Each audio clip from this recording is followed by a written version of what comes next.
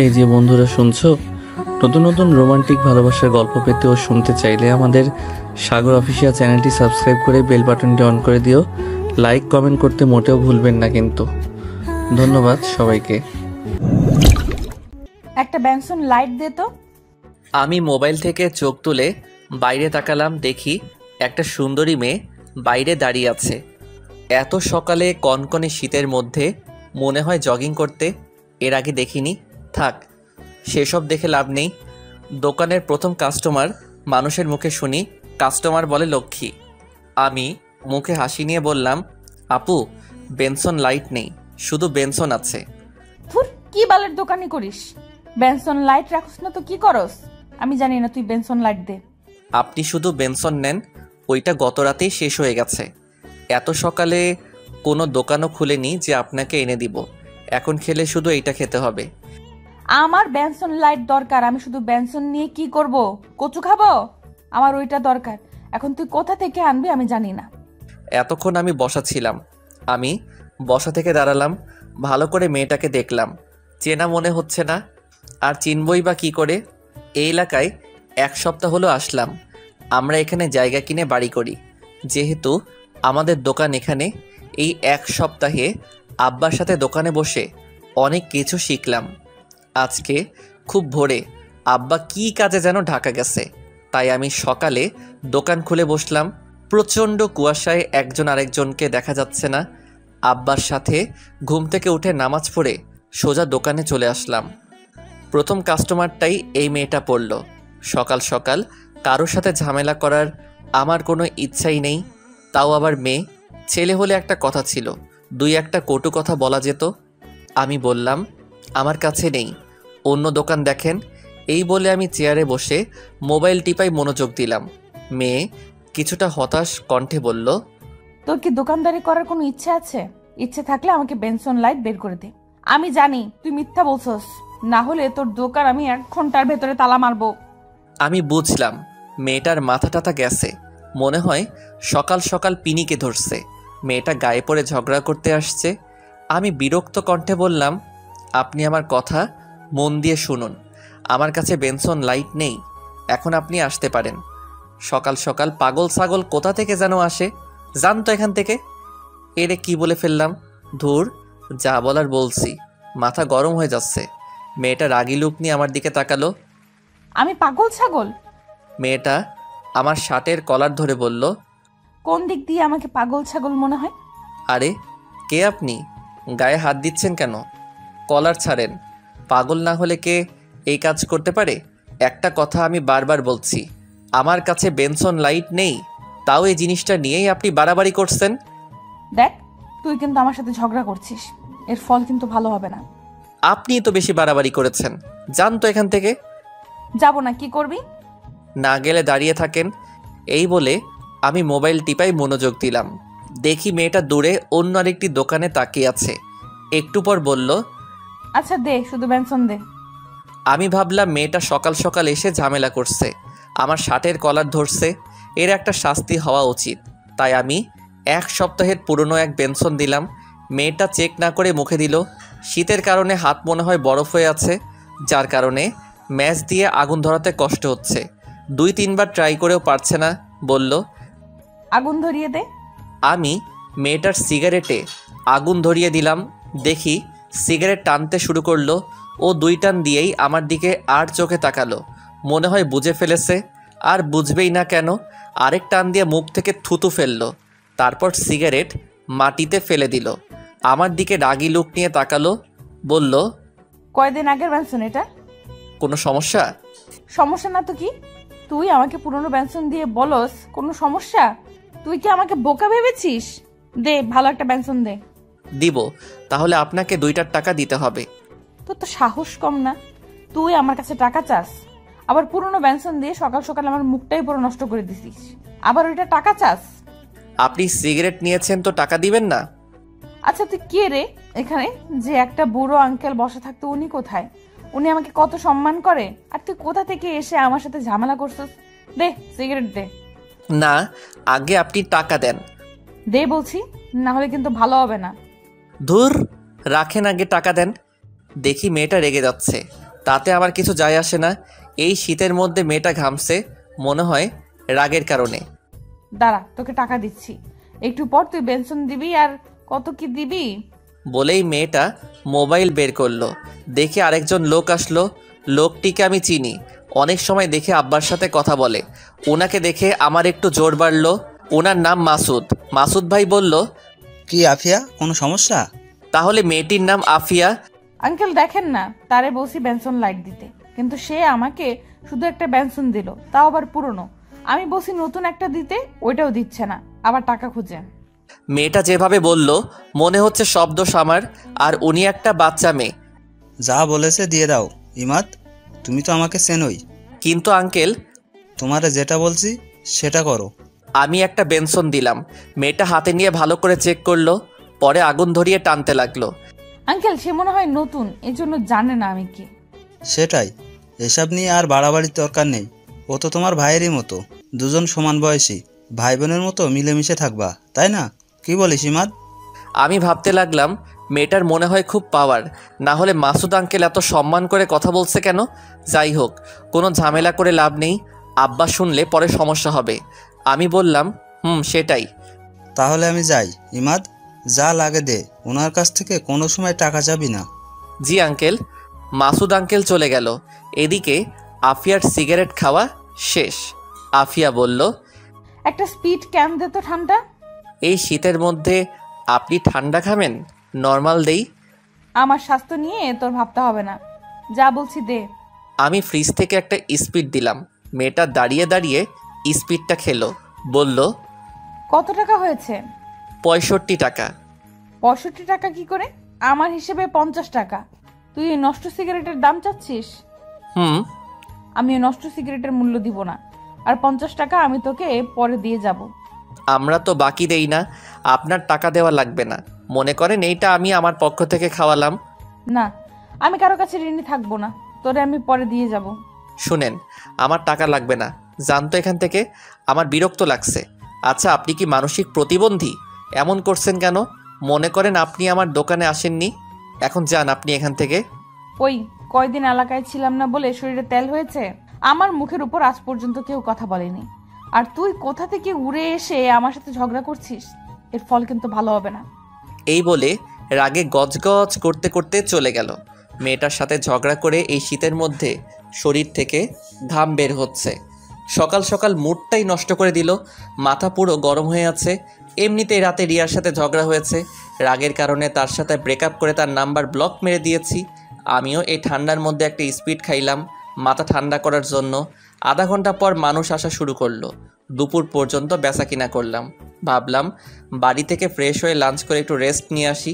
আমি আস্তে আস্তে দোকানের শাটার ফেলে বাড়ির উদ্দেশ্যে রওনা দিলাম। 1 কিলো দূরে আমাদের বাসা। দুপুর টাইমে কোনো রিক্সা দেখা যাচ্ছে না। ভাবলাম হাঁটা ধরি।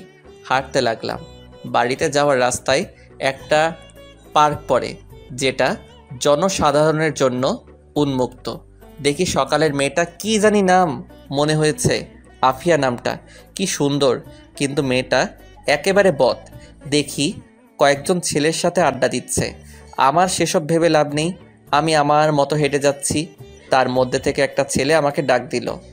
আমি তাদের সামনে গেলাম। আফিয়া বলল, কোথায় যাস?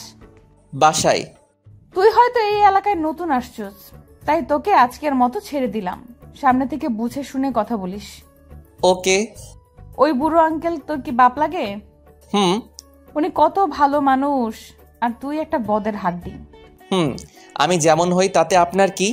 আমার কিছু না, পরবর্তী সময় সাবধান থাকবি, না হলে এই শরীর আর পৃথিবীতে থাকবে না। আচ্ছা, দেখা যাবে। আমি সেখান থেকে চলে আসলাম। বাড়িতে এসে গোসল করলাম। মা ভাত দিল। আমি মাকে বললাম, মা, আব্বা কখন আসবে? আস্তে আস্তে রাত হবে। আজকে তুই দোকান চালা, রাতে একটু আগে এসে পড়িস। বেশি রাত হলে যদি রিক্সা না পাস। আচ্ছা। আমি আবার দোকানে এসে পড়লাম। একটু পর দেখি কিসের হুড়াহুড়ি। দেখে একটা ছেলেকে 4-5 জন ধরে মারছে। আমি তাদের আটকাতে যাব, এমন সময় আরেকজন অচেনা লোক আমাকে বলল, ওদের মারামারি ওরা করুক, তাতে তোমার কি? তুমি দোকানদার, তুমি গিয়ে দোকানদারি করো। কিন্তু ছেলেটা তো মরে যাবে। মরে গেলে যাক, তাতে তোমার কি? তুমি গিয়ে দোকানদারি করো। আমি বাধ্য ছেলের মতো দোকানে এসে দেখতে লাগলাম কি হয়। ছেলেটাকে মেরে আধা মরা করে ফেলেছে। একটু পর দেখি আফিয়া বাইকে চড়ে আসলো। এসেই ছেলেটার কাছে গেল। লোকজনের হুড়াহুড়িতে কিছু শুনতে পারছি না আর দেখতেও পারছি না। একটু পর একজন ছেলেটাকে নিয়ে চলে গেল। সবাই আস্তে আস্তে চলে গেল। আমি দোকানে বেচাকিনা করতে লাগলাম। একটু পর দেখি আফিয়া আসলো, বলল, একটা বেনসন লাইট দে। আমি বিরক্ত হয়ে তাকে একটা বেনসন লাইট দিলাম। ফ্রিতে খেলে তো বিরক্ত হবই। সে সিগারেট খেতে লাগলো। আস্তে আস্তে দোকানের ভিড় কমলো। দেখি আফিয়া এসে দোকানের ভিতরে একটা বসার চেয়ারে এসে বসলো। বলল, 1 কেজি আটা, 1 কেজি চিনি দে, 1 কেজি পেঁয়াজ দে, আর 1 হালি ডিম দে। আমি আফিয়ার মুখের দিকে তাকিয়ে রইলাম। তার চোখে চোখ রাখলাম। আমার ভয় করছে, এগুলোও কি ফ্রিতে দিতে হবে নাকি? আফিয়ার চোখ আমার চোখ একসাথে হলো। আফিয়া কিছুটা লজ্জা পেয়ে চোখ নিচু করে বলল, তুই ভয় পাস না, এগুলোর জন্য আমি টাকা দিব। আমি বুকে হাসি এনে বললাম, ওকে। আমি আটা মাপা শুরু করলাম। এই ফাঁকে দুইজন ছেলে আসলো। এসে আফিয়ার সাথে কথা বলতে লাগলো। সেদিকে আমার কোনো খেয়াল নেই। আমি আটা, পেঁয়াজ, ডিম, চিনি প্যাকেট করে সামনে দিলাম। আফিয়া তাদের সাথে অনেকক্ষণ কথা বলল। পরে দুইজন চলে গেল। আফিয়া আমার দিকে তাকিয়ে মুচকি হাসি দিয়ে বলল, এখানে কত টাকা হয়েছে? 200। তুই তো ফ্লেক্সি লোড করস। হুম। এই নাম্বারে 700 মিনিট আর এমবি প্যাকটা দে। ওকে, আমি দিলাম। আফিয়া বলল, আমার নাম্বারটা সেভ করে রাখ, যদি কোনো সমস্যায় পড়স সাথে সাথে কল করবি। তার প্রয়োজন নেই। আফিয়া দেখতে অনেক সুন্দরী, দাঁতগুলো উঁচু নিচু, যার কারণে হাসি দিলে অনেক সুন্দরী লাগে। ঠোঁটে লিপস্টিক দেওয়া। নারী হিসেবে দেখলে 100-তে 1 কিন্তু সে থাকে ছেলেদের মতো জিন্সের প্যান্ট শার্ট, শীতের মধ্যে একটা শীতের কাপড়, পায়ে শো জুতা। সে মনে হয় খুব বড় লোক, যার কারণে এত পাওয়ার। সেসব ভেবে লাভ নেই। একজন এসে বলল 10 কেজি আটা দিতে। আমি আটা মাপতে শুরু করলাম। 10 কেজি আটা দিলে উনি সেগুলো নিয়ে টাকা দিয়ে চলে গেল। আফিয়া বলল, এইগুলোর দাম রাখ, আমি যাওয়ার সময় নিয়ে যাব। কত টাকা হয়েছে? আমি হিসেব করে বললাম 900 টাকা। আর 4টা সিগারেট দে। আমাকে একটা 1000 টাকার নোট দিয়ে বলল, সব মিলিয়ে কত টাকা হয়েছে রাখো, সকালের টাকা রেখে দে। আমি সকালের টাকা না রেখে ফেরত দিয়ে দিলাম। আফিয়া চলে গেল। আমি তার যাওয়ার রাস্তার দিকে তাকিয়ে রইলাম। মাসুদ আঙ্কেল যেহেতু বলছে ও আমার বয়সী, তাহলে আমার বয়স 23 আর ওর বয়স এমনই। এই বয়সে মেয়েরা কি সুন্দর স্বামীর সাথে ঘর সংসার করে, আর ওর কি অবস্থা? নিশ্চয়ই এর পিছনে একটা কারণ আছে। সেই কারণটাই আমার জানতে হবে। এর মধ্যে দেখি মোবাইলে কল আসলো। নাম্বার চিনি না। ফোন ধরে কণ্ঠ শুনে বুঝতে পারলাম এটা রিয়া। ফোন দিছত কেন? তোর সাথে ব্রেকআপ। আমার কথা শোন, আমি খুবই দুঃখিত। আসলে আমি বুঝতে পারিনি তোরে আমি ভালোবাসি ইমাদ। তোরে ছাড়া আমি বাঁচবো না। এটা তো আমি লাস্ট 2 বছর ধরে শুনে আসছি। সত্যি বলছি। আমি তোরে পরে ফোন দিচ্ছি, এখন দোকানে আসি। আচ্ছা, ফোন দিস মনে করে। আমি একাধারে রাত 10টা পর্যন্ত বেচা কিনা করলাম, কিন্তু মানুষ আসছেই। ভাবলাম চলে যাই, না হলে রিক্সা পাবো না। কিন্তু না, দোকান বন্ধ করতে করতে 11টা বেজে গেল। আমি দেখি আফিয়ার প্যাকেট পড়ে রইল। সে এখনও আসেনি। ধুর, না আসলে নাই, এমনিতেই দেরি হয়ে যাচ্ছে। সারাদিনের বেচার টাকার সাথে নিলাম। একা যাওয়ার রিস্ক। রিক্সা না পেলে দোকানেই রাত কাটাতে হবে। আশেপাশে তাকিয়ে দেখি কোনো রিক্সা নেই। মা অলরেডি 3বার ফোন দিয়ে ফেলেছে। এমন সময় দেখি আফিয়া কোথা থেকে জানি আসলো দৌড়ে। বলল, দে আমার প্যাকেট দে। আমি প্যাকেট দিলাম। আফিয়া বলল, কোনো রিক্সাই দেখছি না, কি করে বাড়ি যাব? আপনার না কত ছেলে পেলে আছে, ওদের বলেন আপনাকে নিয়ে যেতে। এটা বলাতে আফিয়া আমার দিকে তাকালো, কিন্তু কিছু বলল না। দোকানের সামনে অনেকক্ষণ দাঁড়িয়ে রইলাম। কোনো রিক্সায় আসছে না। প্রচুর কুয়াশা পড়ছে। খেয়াল করলাম আফিয়ার শরীরে তেমন শীতের কাপড় নেই, শুধু পাতলা একটা গেঞ্জি শার্টের উপরে। ও যে শীতে কাঁপছে এটা আমি ভালো করেই বুঝতে পারছি। আমার গায়ে একটা লেদার আছে আর একটা শীতের চাদর। ভাবলাম চাদরটা দেই, কিন্তু যেই অ্যাটিচিউড দেয় নাকি সন্দেহ। আর না নিলে আমার কি? শীতে কাঁপছে সে, আমার কি? আমি বললাম, প্রচুর শীত পড়ছে, এই চাদরটা নিন। তোর তো সাহস কম না, তুই আমার শরীরের দিকে নজর দিয়েছিস। বুঝতে পারছি এত রাতে কেউ নেই বলে আজ পর্যন্ত আমার দিকে কোনো ছেলে কুনজরে তাকানোর সাহস পায়নি, আর তুই কোথা থেকে উড়ে এসে আমার শরীরের দিকে নজর দিস? তোর এই 2 চোখ আমি তুলে নিব। এক শ্বাসে কথাগুলো বলল। আমি এমন কথা শুনে অবাক। উপকার করতে চাইলাম আর উল্টা বাঁশ দিয়ে দিল। দূর, এমন মেয়ের সাথে কথা বললে মুখ নষ্ট, জাহান্নামে যাক, তাতে আমার কি? মা আবার কল দিল। পরিবারের একমাত্র ছেলে আমি, ছোট বোন আছে বিবাহিত, এখন বাড়িতে মা একা। মা বলল, আজকে আসবি নাকি? আসবো তো, কিন্তু কোনো গাড়ি পাচ্ছি না। আব্বা বাড়িতে আসলে বলল একটা আগাইতে। তোর আব্বা এখনো আসেনি, রাস্তায় আছে। কি করব এখন? তুই আস্তে আস্তে হাঁট, আমি আগাইতেছি। আচ্ছা। আমি হাঁটা ধরলাম। বাড়িতে যাওয়ার রাস্তা সোজা, চারপাশে বাড়িঘর আছে, জায়গায় জায়গায় ল্যাম্পপোস্ট। এরপরও কেন জানি ভয় করে। এলাকাটা নির্জন। খেয়াল করলাম আমার পিছনে আফিয়া হাঁটছে। মনে হয় কোনো উপায় না পেয়ে আমার পিছনে হাঁটা ধরছে। আমি দাঁড়িয়ে গেলাম, তার দিকে এগিয়ে গেলাম। আফিয়া বলল, আমার দিকে আসবি না, এর ফল কিন্তু ভালো হবে না। ভুলে যাস না, রাতের পর কিন্তু সকাল আছে। আমার শরীরে যদি টাচ করিস তাহলে সকালে ভোরের আলো দেখতে পারবি না। আমি তার কথা কানে না নিয়ে তার সামনে গেলাম। শীতে কাঁপছে আর ভয়েও। আমি চাদরটা তার শরীরে পেঁচিয়ে দিলাম। ও তখন চোখ বন্ধ করে ফেলছে, বোধহয় ভাবছে আমি অন্য কিছু করব। বললাম, সব সময় অ্যাটিটিউড দেখানো ঠিক না, চাদরটা ভালো করে গায়ে দিন, ভালো লাগবে। আর পিছন পিছন না হেঁটে পাশাপাশি হাঁটুন। এই বলে আমি হাঁটা ধরলাম। একটু পর দেখে আফিয়া আমার পাশাপাশি হাঁটছে, চাদরটা শরীরে ভালো করে গায়ে দিল। হাঁটতে হাঁটতে অনেকটুকু চলে আসলাম। কোথা থেকে জানি এক কুকুর ঘেউ ঘেউ করে উঠল। আফিয়া ভয়ে আমার শরীরের উপর পড়ল। আমি তাকে ধরে ফেললাম। আফিয়া আমাকে ধরে রীতিমতো ভয় কাঁপছে। আমি বললাম, ভয়ের কিছু নেই, এটা কুকুর ছিল। আমি ভয় পাচ্ছি না। আপনি ভয় পাবেন কেন? আপনি তো অনেক সাহসী। এখন হাঁটেন। আমরা আবার হাঁটতে শুরু করলাম। আফিয়া বলল, বামের গলি একটু সামনে আমার বাসা। আমি তাকিয়ে দেখি অন্ধকার এক গলি, কিছুই দেখা যাচ্ছে না। যদি এদিকে যাই, আফিয়া যদি আমার টাকা পয়সা সব কিছু রেখে দেয়। আমি ওই দিকে যাচ্ছি না। সে গিয়ে মরুক, তাতে আমার কিছু যায় আসে না। আবার মনে চাচ্ছে এগিয়ে দিয়ে আসি, মানবতার খাতিরে এইটুকু সাহায্য করাই যায়। আবার গেলে যদি টাকা পয়সা রেখে কি করব মাথায় কাজ করছে না। আমি যাচ্ছি না। আফিয়া বলল, এইটুকু রাস্তা এগিয়ে দে না, আমার সত্যি খুব ভয় করছে। আমি আফিয়ার মুখের দিকে তাকালাম। দেখি সে সত্যি খুব ভয় আছে, মনে হয় করুণার দৃষ্টিতে বলছে। আমি ভাবলাম যাই, এগিয়ে দিয়ে আসি। ওকে চলেন। আমি আফিয়ার পাশাপাশি হাঁটতে লাগলাম। আফিয়া আমার শরীরের সাথে লেগে লেগে হাঁটছে। কিছুক্ষণ হাঁটার পর আফিয়া বলল, এটা আমার বাসা, ভেতরে এসে বস। না, তার প্রয়োজন নেই, আরেকদিন আসবো। ধন্যবাদ তোকে। এই নে তোর চাদর। ওকে। আমি চাদর নিয়ে হাঁটা ধরলাম। তাড়াতাড়ি গলি থেকে বের হলাম। তারপর বাড়ির রাস্তায় হাঁটা ধরলাম। আরও অনেকটুকু পথ বাকি। এখন আমার নিজেরই ভয় করছে। দেখি সামনে থেকে একজন মহিলা আসছে।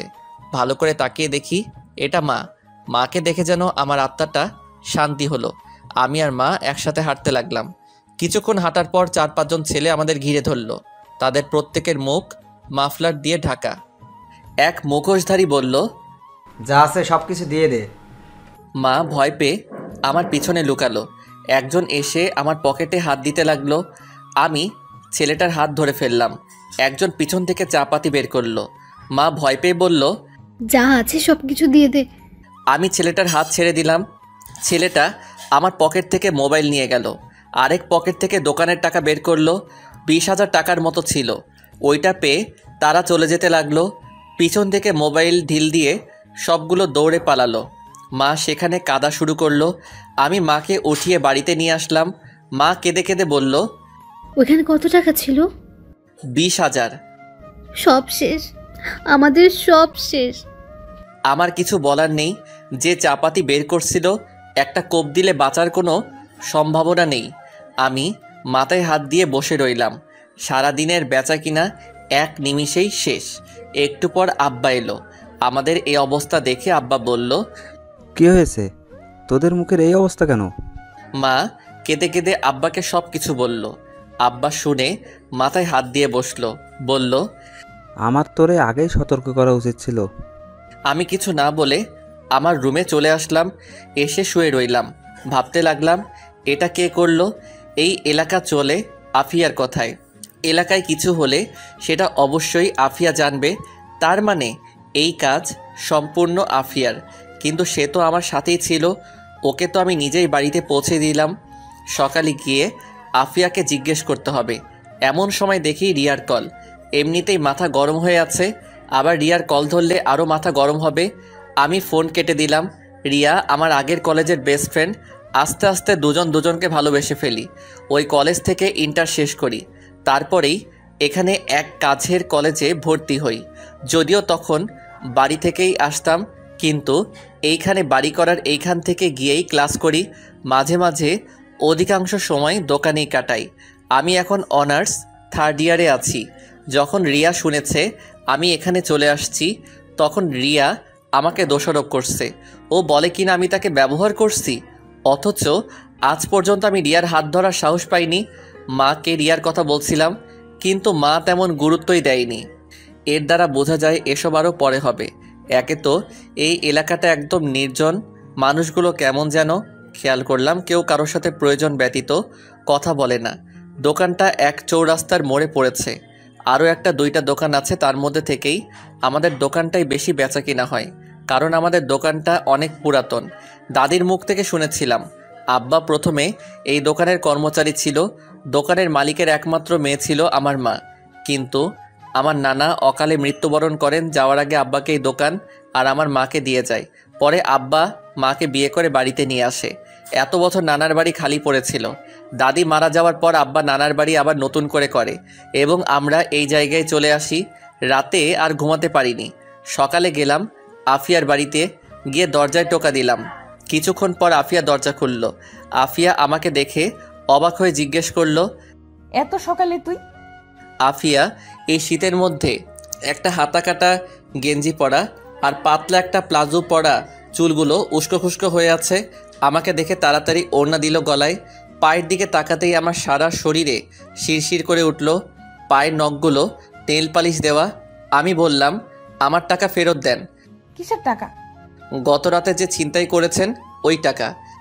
আফিয়া যেন আসমান থেকে পড়ল আর বলল, আমি কি করে তোর টাকা ছিনতাই করতে পারি? তুই তো আমাকে এখানে দিয়ে গেলি, আমি কেন তোর টাকা নিতে যাব? এলাকায় কিছু হলে সব কিছুই আপনি জানেন, আপনি সব সমাধান করেন। আমার 20,000 টাকা ছিনতাই হয়েছে গত রাতে আপনাকে দিয়ে বাড়ি যাওয়ার সময়। এখন আপনি বলছেন আপনি কিছুই জানেন না। আজ পর্যন্ত আমাকে এই অপবাদ দেওয়ার কেউ সাহস পায়নি। আমার সাথে কথা বলতে এলে 10 বার ভেবে নেয়। একটা ফোন দিলে তুই আমার ঘর থেকে জীবিত বের হতে পারবি না। গত রাতে একটু উপকার করছিস বলে এই ভেবে নিস না আমি তোকে হেল্প করব। গত রাতের উপকার করছিস বলে এখনো তোকে কিছু বলিনি। চুপচাপ এখান থেকে চলে যা। যাবই তো, আমি কি এখানে থাকবো নাকি? মনে রাখেন, এই টাকা নিয়ে আপনারা শান্তি মতো মরতেও পারবেন না। তোর নাম জানি কি? মোহাম্মদ ইমাদ। ইমাদ, তোরে লাস্ট ওয়ার্নিং দিচ্ছি, আর একটা কথা না বলে এখান থেকে চলে যা। আমি তার বাসা থেকে চলে আসলাম। খেয়াল করলাম ওর বাসায় শুধু ও একা, তার কি মা বাবা কেউ নাই? আমি নিশ্চিত টাকাটা সেই নিছে। আমি মুখটা কালো করে সেখান থেকে চলে আসলাম। বাড়িতে এসে নাস্তা করে গিয়ে দোকান খুললাম। আব্বা গতকাল সারাদিন অনেক কাজে ব্যস্ত ছিল। পরে আবার রাতে এই খবর শুনে আব্বার অবস্থা ভালো না, তাই আমাকে বলছে দোকান খুলতে, বোনটারে বলছে বাড়িতে আসতে। আমি দুপুর পর্যন্ত দোকানে বসে বাড়িতে আসলাম। আব্বা গিয়ে দোকান খুলল। আমি বিকালের দিকে দোকানে গেলাম।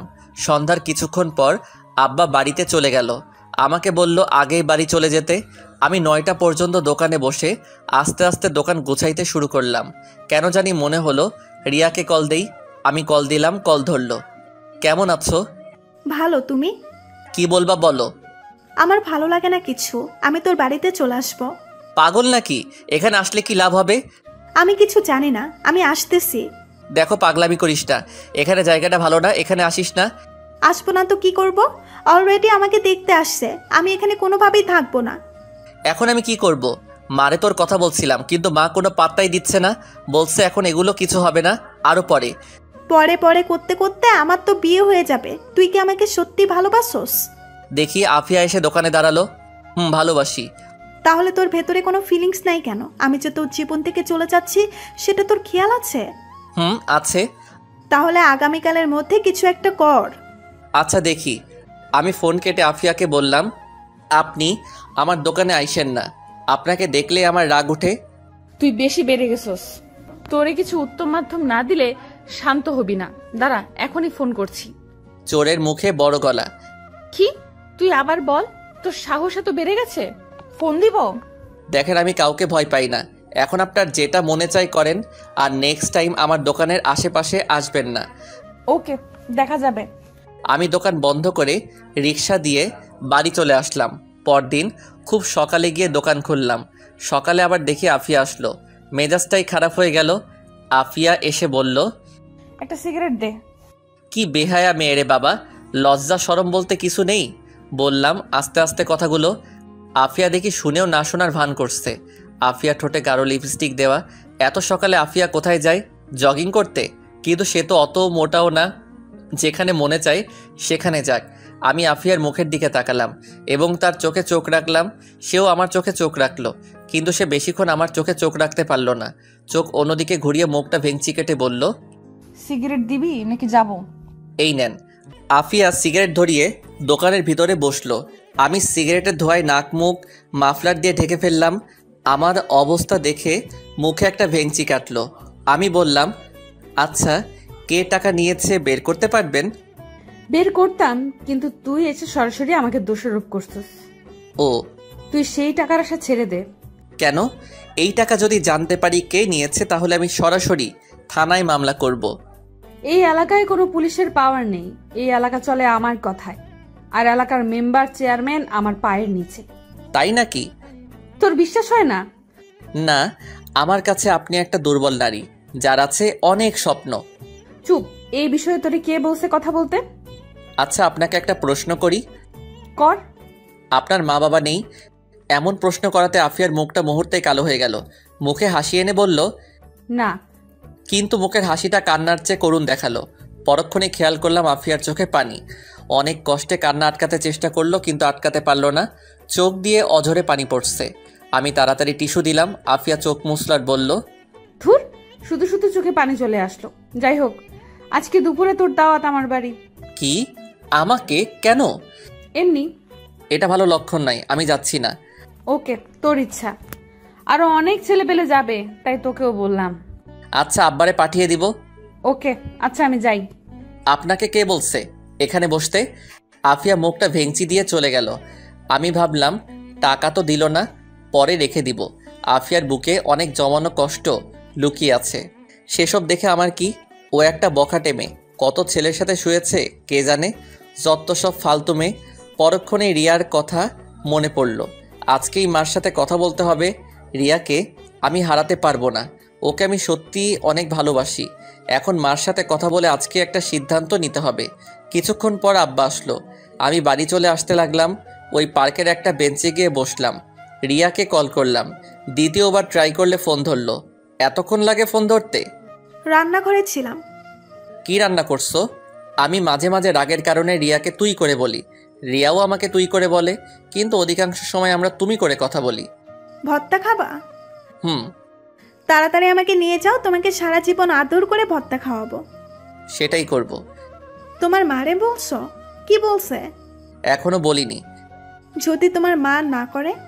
কিছু তো একটা করব, তুমি কোনো টেনশন করো না। ওকে। এখন ভিডিও কল দাও, তোমাকে দেখতে ইচ্ছে করছে। ওকে। রিয়া ভিডিও কল দিল। রিয়াকে দেখে আমার মনটা শান্তি হলো। আমি বললাম, এক কাজ করো, আজকে সেজে গুজে ভিডিও কল দাও। না। কেন? আমাকে নিয়ে যাও, পরে তুমি যতবার বলবে ততবার সাজবো। আচ্ছা। ফোন রাখি, মা আসছে। এই বলে রিয়া ফোন রেখে দিল। দেখি কুয়াশা কেটে যাচ্ছে। সূর্য কুয়াশায় পাহাড় ভেঙে একটু একটু উকি দিচ্ছে। সকালের রৌদ্র এসে আমার শরীরে পড়ল। শরীরের মধ্যে এক অসাধারণ অনুভূতি কাজ করলো। মন চাচ্ছে না এখান থেকে উঠে যেতে। দেখি আফিয়া পার্কের ভিতরে ঢুকলো। তারে দেখেই মুডটা অফ হয়ে গেল।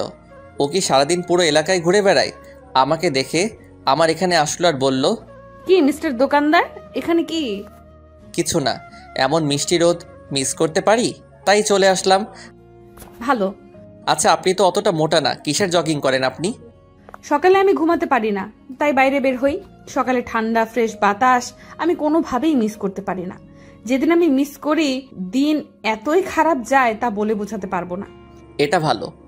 এই অভ্যাসটা আমার আব্বার ছিল, প্রতিদিন সকালে আমাকে সাথে নিয়ে বের হতো, তাই ছোটবেলা থেকেই আমার এই অভ্যাস। ভালো, ফ্রেশ বাতাস নেন, আমি যাই। এই বলে আমি উঠে বাড়ি চলে আসলাম। এসে নাস্তা করলাম। নাস্তা করে ভাবলাম যাই, মার সাথে রিয়ার ব্যাপারে আলোচনা করা যাক। মারে রাজি করাতে পারলেই হবে। আমি মার ঘরে গিয়ে টোকা দিলাম। মা বলল ভিতরে আসতে। মা বলল, কি হয়েছে? একটা কথা ছিল। বল। এটা রিয়ার ব্যাপারে। কোন রিয়ার ব্যাপারে? তোমারে বলেছিলাম না একটা মেয়ের ব্যাপারে, আমার ক্লাসমেট ছিল রিয়া। মা তার বাড়িতে একটু কথা বলে দেখবা। কিসের জন্য? মেয়েটাকে বাড়ি থেকে বিয়ের জন্য চাপ দিচ্ছে, কিন্তু ও আমাকে চাই। এখন কি বলবো? ও তোকে চায় তো আমি কি করব? এসব প্রেম ভালোবাসা আমি এক বিন্দু পরিমাণও বিশ্বাস করি না। এগুলো 1 সেকেন্ডের ব্যাপার। এই আছে এই নেই, আছে আবেগের ঠেলায় বলছে তোকে ভালোবাসে। তোর থেকে ভালো কোনো ছেলে পাক, 1 মুহূর্তও লাগবে না তোকে ভুলতে। আমার দায়িত্ব আমি পালন করি। ওকে আমি ভালোবাসি মা, এখন আমি তাকে চাই। কোন মুখে তুই এই কথা বলিস? তুই মাত্র পড়াশোনা করেছিস। চাকরি হোক পরে চিন্তা ভাবনা করবো না। যে একটা দোকান আছে ওটারও কোনো নিশ্চয়তা নেই, কোন সময় জানি কি হয়ে যায়। দেখছস তো ওই দিন টাকাটা কিভাবে কেড়ে নিয়েছে। আর যদি দোকান এভাবে কেড়ে নেয় তখন কি করবি? পরে তো পথে বসতে হবে। তোর বাবারে পাপে ধরছিল এই জায়গায় দোকান চালাতে। বাড়ির আশেপাশে যেন জায়গাই ছিল না। এই এলাকাটা একদম ভালো না। এই এলাকা ভালো মানুষদের জন্যই না। কিন্তু মা কিছু তো একটা করো। ওর বাড়িতে বলে কিছুদিন সময় তো নিয়ে যাক। নিলাম সময়, পরে কি হবে? মেয়ের বয়স কত? 20-22 হবে। পরের চিন্তা করে এখন সময় নেওয়া কি ঠিক হবে? পরে কি হবে কেউ জানে না। শুধু শুধু মেয়েটাকে বসিয়ে লাভ আছে? তুই তোর মতো থাক, ও ওর মতো থাক। কোন মুখে তুমি এই কথা বলো? আর যদি আব্বা তোমাকে এই কথা বলে তুমি নিতে পারবে? তুমি কিছু একটা করো, আমি তাকে চাই। ও আমার মুখের দিকে তাকিয়ে আছে। এখন আমার টেনশন দিস না। কিছুদিন পর ফাতিমার ডেলিভারি। ফাতিমা আমার ছোট বোনের নাম। কিন্তু মা, আমি কোন মুখে মেয়ের বাড়িতে কথা বলবো? আমাদের কিছু আছে? না আছে জায়গা সম্পত্তি, না আছে ভালো বাড়ি। কোনো মতে দিন চলছে, এর মাঝে তুই কি করে এ কথা বলতে পারিস? টাইম নাও, রিয়া রাজি আছে। আমাদের টাইম দেওয়ার জন্য ওরা বসে আছে নাকি? অন্তত বলে তো দেখতে পারি। আচ্ছা দেখি তো ওরা আব্বারে পাঠাইতে পারে কিনা। আচ্ছা, এই বলে আমি চলে আসলাম। আমি হাড়ে হাড়ে বুঝতে পারছি মার বিন্দু পরিমাণ ইচ্ছা নেই। আমি রিয়াকে কি করে বলবো? যেদিন আব্বা যাবে ওই দিন রিয়াকে বলবো। রাতে দেখি রিয়া সেজেগুজে ছবি পাঠালো। আমি তখন দোকানে। আমি ফোন দিলাম, কিন্তু মেসেজ দিয়ে বলল ফোন না দিতে। পরক্ষণেই অফলাইন চলে গেল। 3 দিন পরে ডেট ঠিক হলো, আব্বা যাবে তাদের বাড়িতে। আশ্চর্যের বিষয় হলো 3 দিনে একবারও রিয়াকে ফোনে পেলাম না, অনলাইনে আসলো না। অবশেষে রিয়ার মার মোবাইলে কল দিলাম, তখন রিয়া কল ধরলো। কণ্ঠ চিনে বুঝতে পারলাম। আমি বললাম, তোমার তো কল দিয়ে পাই না। আমার মোবাইল মা নিয়ে গেছে। মার বাটন মোবাইল আমার কাছে। আজকে আব্বা যাচ্ছে তোমাদের বাড়িতে। কিন্তু কিন্তু কি? আমাকে এসে দেখে গেছে এক সম্বন্ধ, এমনকি বিয়ের তারিখ ঠিক করে গেছে। কি বলো? তুমি বলো নাই আমার কথা? বলছি, কিন্তু কেউ আমার কথা কানেই নেয়নি। আচ্ছা তোমার আব্বা আসুক, আমি তোমার আব্বার সাথে চলে আসবো। না, আমি ফ্যামিলির উপরে যেতে পারবো না। আচ্ছা তোমার আব্বা আসুক, দেখি কি করতে পারি। আচ্ছা। আমি সারাদিন দোকানে থেকে রাতে বাড়ি গেলাম। দেখি আব্বা বাড়িতে, মার মুখের অবস্থা ভালো না। আমি বললাম, কি হয়েছে? আমি কত করে বলেছিলাম এখন ওগুলোর প্রয়োজন নেই। তোর আব্বা সেখানে গিয়ে অপমানিত হয়ে এসেছে। তাকে বিয়ে করার জন্য সরকারি চাকরিজীবী ছেলে বসে আছে এবং অলরেডি ডেট তারিখ ঠিক করে ফেলেছে। মেয়েটা আমার সাথে চলে আসতে চাইছিল, কিন্তু আমি অনেক কষ্টে বুঝিয়ে রেখে আসছি। আমি বলার মতো কিছুই খুঁজে পেলাম না। আমি বাইরে বের হয়ে রিয়াকে কল করলাম। রিয়াকে আমাকে ভিডিও কল দিল। দেখি রিয়া কাঁদছে। রিয়া বলল, আমি তোকে ছাড়া থাকতে পারবো না, আমি তোর বাড়িতে চলে আসছি। তোর বাসার ঠিকানা দে। না, এই ভুল করিস না। কেন? তুমি আমাকে চাও না? অবশ্যই চাই। তাহলে এমন করে কথা বলো কেন? আজ পর্যন্ত তোমার হাতটা পর্যন্ত ধরিনি। ভেবেছিলাম বিয়ের পরে একেবারে হাত ধরবো, কিন্তু দেখি এখন আর সেটা সম্ভব না। তোমার কোনো ইচ্ছেই নেই আমাকে পাবার। এই বলে রিয়া শিশুর মতো কাঁদতে লাগলো। অজান্তে আমার চোখ দিয়ে পানি বের হয়ে পড়ল। আমার ভিতরটা কষ্টে পুড়ে যাচ্ছে। তাড়াতাড়ি তোর বাসার ঠিকানা দে, আমি আগামীকাল আসছি। পরে তুই যা করার করিস। আচ্ছা। আমি তোর হাতটা একটিবারের জন্য ধরতে চাই। আমি একটিবারের জন্য তোকে অনুভব করতে চাই। এই বলে রিয়া কাঁদতে লাগলো। আমি বললাম, ঠিকানা টেক্সট করলাম। পার্কের ঠিকানা দিলাম। আর কতক্ষণ পুরনো স্মৃতি মনে করে কিছুক্ষণ কথা বলে ফোন কেটে দিলাম। পরদিন আব্বারে দোকানে রেখে পার্কে গেলাম। গিয়ে রিয়ার জন্য অপেক্ষা করতে লাগলাম। দেখি আফিয়া পার্কে আসলো কয়েকজন ছেলে ফেলে নিয়ে। তারে দেখে মেজাজটা বিগড়ে যায়। তারা দূরের এক বেঞ্চে বসে কথা বলতে লাগলো।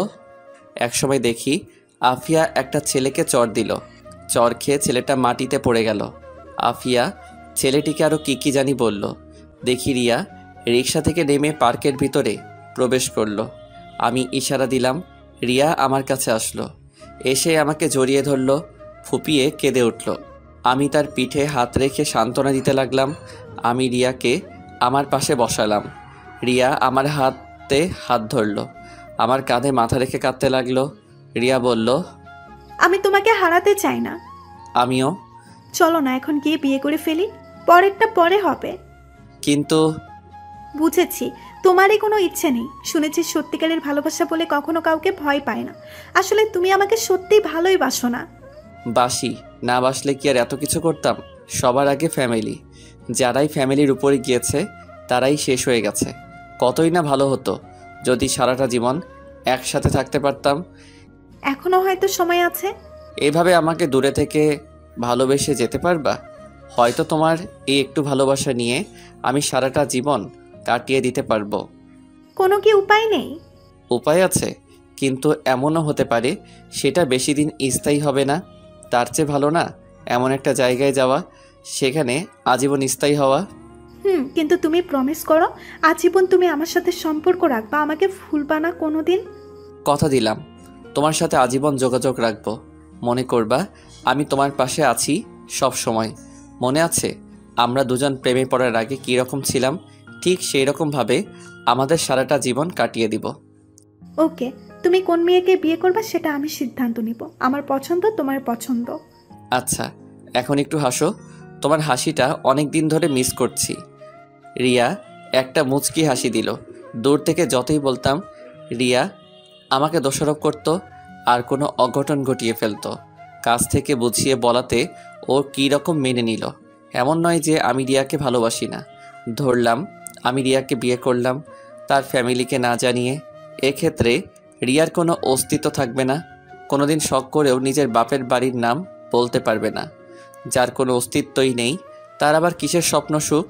কিছুদিন পর আমি হয়ে যাব তার কাছে নরক। তার চেয়ে ভালো না দূর থেকে দুজনকে ভালোবেসে যাব। আমাদের এরকম মিশিয়ে বসাতে আফিয়া প্রশ্নবোধক মুখ নিয়ে আমাদের কাছে আসলো, বলল, কি মিস্টার দোকানদার, গার্লফ্রেন্ড নাকি? কিন্তু তোমরা এইভাবে মিশিয়ে বসে আছো কেন? এটা তো পাবলিক প্লেস। আসলে আপু কিছুদিন বাদে আমার বিয়ে। দুর্ভাগ্যবশত আমার বিয়েটা ইমাদের সাথে হচ্ছে না, তাই ইমাদকে লাস্ট বিদায় জানাতে এসেছি। ভালো, তোমরা দুজন একটু ভিন্ন টাইপের। আপু কিরকম? আমি যতটুকু জানি কোনো ছেলের গার্লফ্রেন্ডের বিবাহ হলে তাদের বিচ্ছেদের সময় একজন আরেকজনকে গালাগালি, মারামারি, হ্যানত্যান কত কিছু, এমনকি একজন আরেকজনকে খুনও করে ফেলে। আর তোমরা দুজন কি সুন্দর হাসি মুখে দুজন দুজনকে বিদায় দিচ্ছ। হয়তো এর মধ্যে কোনো কল্যাণ আছে। জি আপু। আসলে কি জানো, ভালোবাসার মানুষটিকে বিয়ে না করাই শ্রেয়। কারণ বিয়ে করলে মানুষটি থেকে যায় কিন্তু ভালোবাসাটা আর থাকে না। কিন্তু আমি ইমাদকে ভালোবাসি। বিয়ের পর ওকে আমি দূর থেকে ভালোবেসে যাব। সেটাই ভালো, তোমরা থাকো, আমি যাই। আফিয়া চলে গেল। আমি বললাম, চলো মার সাথে দেখা করে যাবে। চলো। আমি রিয়াকে বাসায় এনে মার সাথে পরিচয় করিয়ে দিলাম। কি আজব, মার সাথে সেকেন্ডের মধ্যে মিশুক হয়ে গেল। কি কথা লাগিয়ে দিল। যাওয়ার সময় রিয়া মার কাছে দোয়া চাইল। পরে দোকানে নিয়ে আসলাম। আব্বার কাছ থেকে বিদায় নিয়ে দোয়া চাইল। পরে বাস স্টেশনে নিয়ে গেলাম। শেষমেশ বিদায়ে রিয়া কেঁদে দিল, আমাকে জড়িয়ে ধরে রাখলো। বাসে উঠিয়ে দিয়ে দোকানে চলে আসলাম। ইচ্ছা করে রিয়ার বিয়ের তারিখটা জানি নাই, কারণ ওই দিনটায় কষ্ট হতো বেশি। এখন মনে হবে রিয়া এখনও আমার জন্য ওয়েট করছে। কষ্ট দূর করার জন্য যতটা সম্ভব রিয়াকে ভুলে থাকাই ভালো। দোকানে আসলে আব্বা বাড়ি চলে গেল। সন্ধ্যা ছুঁই। সন্ধ্যার সময় দেখি কুয়াশা পড়া শুরু করছে। তাড়াতাড়ি বাড়ি চলে যাই। এভাবে অনেক দিন চলে গেল। বিয়ের এক সপ্তাহ পর রিয়া তার স্বামীর সাথে আমার পরিচয় করিয়ে দিল। তার স্বামীও খুব মিশুক। অল্প কথাতেই দুজন বন্ধুর মতো হয়ে গেলাম। মাঝে মাঝে আমাকে ফোন দিয়ে রিয়া কি পছন্দ করে কি অপছন্দ করে এটা সেটা জিজ্ঞেস করে। মানে তাদের সংসার ভালোই চলছিল। এটা দেখে আমি খুব খুশি, কিন্তু আমার মনের ভিতর একটা চিনচিন কষ্ট ভারী দেয়, কারণ রিয়াকে নিজের মতো করে পেলাম না। হয়তো রিয়া সেটা আমার চোখে দেখতে পাই, দেখলে আর কী লাভ। ভাবলাম রিয়ার সাথে আর কোনো সম্পর্ক রাখা যাবে না, তার সাথে কথা বললেই পুরনো স্মৃতি মনে হয়। তখন ভিতর থেকে চাপা কান্না চলে আসে। আস্তে আস্তে রিয়ার কল ইগনোর করতে লাগলাম। এভাবে মাসখানেক চলে গেল। দোকানের মধ্যে এখন আমি বেশি সময় থাকি, কারণ আব্বা বছরখানেক আগে স্ট্রোক করেছিল, যার কারণে বেশি প্রেশার নিতে দেই না। এই 1 মাসের মধ্যে আব্বা পুরো দোকান আমাকে বুঝিয়ে দিয়ে দিল। ভালোই চলছিল দিনকাল। একদিন রাতে ঠিক করলাম রাতের দোকানে কাটিয়ে দিব, কারণ দেরি হয়ে গিয়েছিল। পৌষ মাসের শীত মাত্র পড়েছে, বাইরে কুয়াশা ছাড়া কিছুই নেই। দোকান পরিষ্কার করতেছিলাম, এমন সময় দেখি আফিয়া কোথা থেকে জানি দৌড়ে আসলো। বলল, 1 কেজি তেল দে, আর মুখে দেওয়ার জন্য ভালো ক্রিম দে, আর একটা সুই দে, 1 প্যাকেট নুডলস। রাতে সুই দিতে পারবো না। দে দে। আরও কয়েকটা জিনিসের নাম বলল। আজকে সিগারেট চাচ্ছে না। আমি বললাম, সিগারেট দিব না। না রে, ঠান্ডা লাগছে। ও। আমি আস্তে আস্তে সবগুলো জিনিস দিলাম আর বলল, কত টাকা হয়েছে? 950 টাকা। আফিয়া আমাকে একটা 1000 টাকার নোট দিল। টাকাটা হাতে নিয়ে আমি টাকার কোড নাম্বারের দিকে তাকালাম। আমি সবসময় কারো কাছ থেকে বড় টাকার নোট পেলে অথবা দিলে আমি কোড নাম্বারটা দেখে নিই, যাতে উনি অস্বীকার করতে না পারে অথবা জাল বলে ঝামেলায় ফেলতে না পারে। ওই দিন আফিয়া একটা 1000 টাকা নোট দিয়েছিল। ওই দিন আমি কোডটা ভালো করে দেখেছিলাম, কারণ আফিয়া এমনিতেই তেরা টাইপের মেয়ে। কিন্তু খেয়াল করে দেখলাম ওই দিন যে টাকা দিয়েছিল সেই টাকার লাস্টের কোড আর আজকের টাকার লাস্টের কোড এক। ওই দিন টাকা ছিনতাই হয়ে গিয়েছিল। সেই ছিনতাই করা টাকার মধ্যে আফিয়ার দেওয়া ওই টাকাটা ছিল। দুর্ভাগ্যবশত আফিয়া আজকে আমাকে এই টাকাটা এনে দিল। তার মানে ওই দিন ছিনতাইটা আফিয়া করছিল, হয়তো সে করেনি, অন্য কাউকে দিয়ে করিয়েছে। মহান আল্লাহর কি লীলা খেলা। আফিয়া বলল, কে তো দেখছিস, আমাকে বিদায় কর, বাসায় যেতে হবে। বাসায় তো যাবেন, তার আগে আমার কিছু প্রশ্নের উত্তর দিন। তাড়াতাড়ি বল। চেয়ারে বসেন, দরকার হলে আমি এগিয়ে দিয়ে আসব। আফিয়া চেয়ারে বসলো। আমি বললাম, মনে আছে মাসখানেক আগে বলছিলাম আমার 20,000 টাকা ছিনতাই হয়ে গিয়েছিল? মনে আছে। এর আগের দিন রাতে আপনি আমার কাছ থেকে কিছু টাকার মাল কিনেছিলেন। আপনি যে 1000 টাকার নোট দিয়েছিলেন ওই টাকাটা ছিনতাই হওয়া টাকার মধ্যে ছিল। কিন্তু আজকে এই 1000 টাকা ওই দিন আপনার দেওয়া 1000 টাকা। আমি যদি বলি এক, এটা কি আপনি বিশ্বাস করবেন? না, বিশ্বাস করব না। কেন বিশ্বাস করবেন না? ওই দিন আপনার দেওয়া টাকার কোড আজকে এই টাকার কোড সম্পূর্ণ এক। আফিয়া তার চোখগুলো বড় বড় করে তাকালো। আমার এই কথা শুনে আফিয়া হতভম্ব হয়ে গেছে। কি বলবে কিছু বুঝতে পারছে না। তোতলাতে তোতলাতে বলল, আমি কিছু জানি না, আমি কিচ্ছু জানি না। আর ওই দিন টাকার কোড আর আজকের টাকার কোড এক, এটা বললে আমি বিশ্বাস করব? আপনি বিশ্বাস করতে বাধ্য। প্লিজ আফিয়া, আমার টাকাটা দিয়ে দেন। আমি তোর টাকা নেইনি। ওকে? না, আপনি নিয়েছেন। আমি নেইনি। আপনি নিয়েছেন, না হলে ওই দিনের টাকার কোড আর আজকের টাকার কোড এক কেন? আপনি ছাড়া তো অনেক মানুষ আছে, তাদের কাছে তো টাকাটা যেতে পারতো, আপনার কাছে কেন? স্বীকার করেন। যা, আমি নিয়েছি, এখন কি করবি কর, তুই আমার কিছুই করতে পারবি না। কি নির্লজ্জ মেয়ে, প্লিজ আমার টাকাটা ফেরত দিয়ে দেন। তোরে একটা টাকাও দিব না, এখন দেখি তুই কি করিস। এই আমি উঠলাম। আমি তার কিছুই করতে পারবো না, এটা আমি ভালো করেই জানি। আব্বা জানলে আব্বাও কিছু করতে পারবে না, তার চেয়ে ভালো তাদের না জানানো। টাকার আশা আমরা আরও অনেক আগে ছেড়ে দিয়েছি। এখন দেখি আফিয়াকে ফাপড় টাপড় দিয়ে কিছু নিতে পারি কি না। জানি কিছুই করতে পারবো না। আমি বললাম, দেবেন না? না, দিব না। আমি ভাবতেছি আফিয়ার দুর্বল জায়গায় আঘাত করব। না থাক, মেয়েটাকে কাঁদিয়ে লাভ নেই। ওকে, দেখা যাক। আফিয়া বাইরে তাকিয়ে দেখে কোনো গাড়ি নেই। আফিয়া বলল, বাসায় যাবি না? না, আজকে দোকানেই থাকবো। এখন আমি কি করে বাসায় যাব? আমার দিকে তাকিয়ে মুচকি হাসি দিয়ে বলল, একটু এগিয়ে দিবি? ধুর, আপনি কে? আপনাকে চিনি না, বের হন দোকান থেকে। টাকা চুরি করে বলে আবার বড় বড় কথা বলে। আপনার মতো মেয়েরা লাস্টে মানুষের লাত্তি উষ্টা খেয়ে মরে। এমন করতেছিস কেন? একটু হেল্পই তো চাইছিলাম। ওই দিন তো আপনার হেল্প করেছিলাম, উল্টা আমার পিঠে লাথি মারলেন। এলাকায় অন্য কেউ ছিল না। আসলে আমি জানতাম না ওরা তোর টাকা ছিনতাই করছে।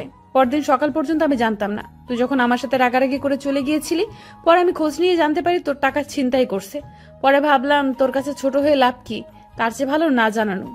অনেক ভালো কাজ করছেন, এখন দোকান থেকে বের হন। ইমাদ, সরি। সরি? আমি বুঝি না, আমি টাকা ফেরত চাই। 20,000 টাকা কামানো খুব কষ্ট, চোররা টাকার মর্যাদা কি বুঝবে? আফিয়ার মুখটা মুহূর্তের মধ্যেই কালো হয়ে গেল। মনে হচ্ছে লজ্জায় কি বলবে, কিছুই বুঝতে পারছে না। আমি আমার টাকা ফেরত চাই। এখন যেটা করার দরকার আমি সেটা করব। খেয়াল করলাম আফিয়ার চোখের কোণে পানি জমে গেছে। ধূপ করে চেয়ারে বসে পড়ল। হাত দিয়ে মুখ থেকে ফেললো। কিছুক্ষণ পর আফিয়া তার মোবাইল দিয়ে বলল, এই নে তোর টাকা, এখন প্লিজ আমাকে বাসায় এগিয়ে দে। মনে থাকলে আর জীবনেও তোর দোকানে মুখ দেখাবো না। টাকা ছিনতাই করে আবার অভিমান দেখায়, তাতে আমার কি? আমি অফিসার হাত থেকে মোবাইল নিলাম। মোবাইল দেখে আইফোন 12। মোবাইল দেখে আমি অবাক। আফিয়া আইফোন 12 চালায়, এটা যেন আমি বিশ্বাস করতে পারতেছি না। চালাইতে পারে, পাবলিকের টাকা মেরে মেরে খায়। যাই হোক, 20,000 টাকার বেশি উঠে যাবে। সেটা আপনার ইচ্ছা। এখন আমাকে বাসায় দিয়ে আয়। পারবো না। প্লিজ। ওকে। আমি দোকান তালা মেরে বের হলাম। আফিয়া আমার সাথে ঘেঁষে ঘেঁষে হাঁটছে, মনে হয় ভয় পাচ্ছে। আফিয়ার শরীর থেকে মিষ্টি একটা গন্ধ ভেসে আসছে। কিছুক্ষণ হাঁটার পর আফিয়ার বাড়িতে পৌঁছালাম। আফিয়া বলল, ভেতরে এসে বস। না থাক, আমি যাই। ভেতরে আয়। আফিয়ার জোড়াজুড়িতে ভিতরে ঢুকলাম, গিয়ে সোফায় বসলাম। বাড়িটা তেমন বড় না, একতলা ছাদ, রুম 3টা। রুমগুলো আসবাবপত্র দিয়ে ভরপুর, অনেক সুন্দর করে সাজানো ঘরটা। কিছুক্ষণ বসে রইলাম, খেয়াল করলাম আফিয়া রান্না করে যেন কি করছে, খাওয়ার জন্য কিছু তৈরি করছে। খিদাও লাগছে। কিছুক্ষণ পর আফিয়া নুডলস রান্না করে নিয়ে আসলো, আমার সামনে দিয়ে বলল, নে খা। খাবো না। আরে খা, আমার সাথে তোর ঝামেলা মিটমাট, এখন তাড়াতাড়ি খেয়ে নে। ওকে। আমি নুডলস খাওয়া শুরু করলাম। মুখে দিয়ে আমি যেন আকাশ থেকে পড়লাম। এত স্বাদ, এত স্বাদ কী করে হতে পারে? আমার খাওয়া সব থেকে বেস্ট নুডলস। আমি 1 প্লেট খেয়ে আরেকটু নিলাম। নুডলসকে পানি খেলাম, ভাবলাম একটু প্রশংসা করি। আমি বললাম, এত স্বাদের নুডলস আমি জীবনেও খাইনি। সত্যি এটা অনেক ভালো ছিল। সত্যি? আজ অনেক দিন পর আমি একজনকে নিজ হাতে রান্না করে খাওয়ালাম। তাহলে উঠি, এখন আমাকে এগিয়ে দিবে কে? আমি। পরে আমাকে এগিয়ে দিবে কে? এই বলে হাসতে লাগলো। আমি বললাম, তাহলে যাই। সাবধানে যাইস। আমি হাঁটা ধরলাম। আস্তে আস্তে হাঁটতে হাঁটতে দোকানে চলে আসলাম। এসে দোকান বন্ধ করে ভিতরে পিছনে খাট আছে, ওইটাই মাঝে মাঝে থাকি, সেখানে শুয়ে পড়লাম। অনলাইনে আফিয়ার মোবাইল বিক্রি করে দিলাম 50,000 টাকা। বলছে পরদিন টাকা দিয়ে মোবাইল নিয়ে যাবে। বাকি 30,000 টাকা আফিয়াকে ফেরত দিয়ে দিব। সকালে খেয়াল করলাম কে জানি দোকানের শাটারে আওয়াজ করছে। এই শীতের মধ্যে উঠতে একটু ভালো লাগছে না। আমি শীতের কাপড় পরে শাটার উপরে উঠাইলাম। দেখি আফিয়া। দেখি এখনও তেমন একটা আলো ফোটেনি। আমি বললাম, এত সকালে কি? দোকান আরও পরে খুলব। ওকে, আমাকে একটা সিগারেট দে। আপনার না ঠান্ডা লাগছে? একটু খেয়ে ফেলে দিব। ওকে। আমি একটা বেনসন লাইট দিলাম, বললাম, এখন যান, আমি আর একটু পরে দোকান খুলব। না, এখন বের হ, আমার সাথে জগিং করবি। আমারও তো ঠেকা পড়ছে না। আপনার মনে চাইলে আপনি যান। না, তুই আমার সাথে যাবি। না, যাব না। না, তুই যাবি। এই বলে আমাকে আফিয়া শার্টের কলার ধরে দোকান থেকে বের করলো। বলল, দোকান তালা মার। আমি দোকান তালা মেরে আফিয়ার পাশাপাশি হাঁটতে লাগলাম। আফিয়া সিগারেট ফেলে দিল, বলল, তুই সিগারেট খাস না? না। ভালো। আফিয়া হাঁটতে হাঁটতে নদীর পাড়ে নিয়ে আসলো। কুয়াশার কারণে কিছু দেখা যাচ্ছে না।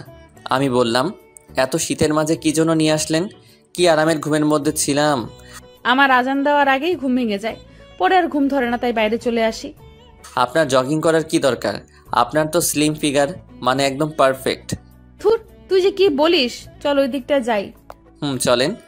আমি আর আফিয়া কিছুক্ষণ হাঁটাহাঁটি করে দোকানে চলে আসলাম। আফিয়া বাড়িতে চলে গেল।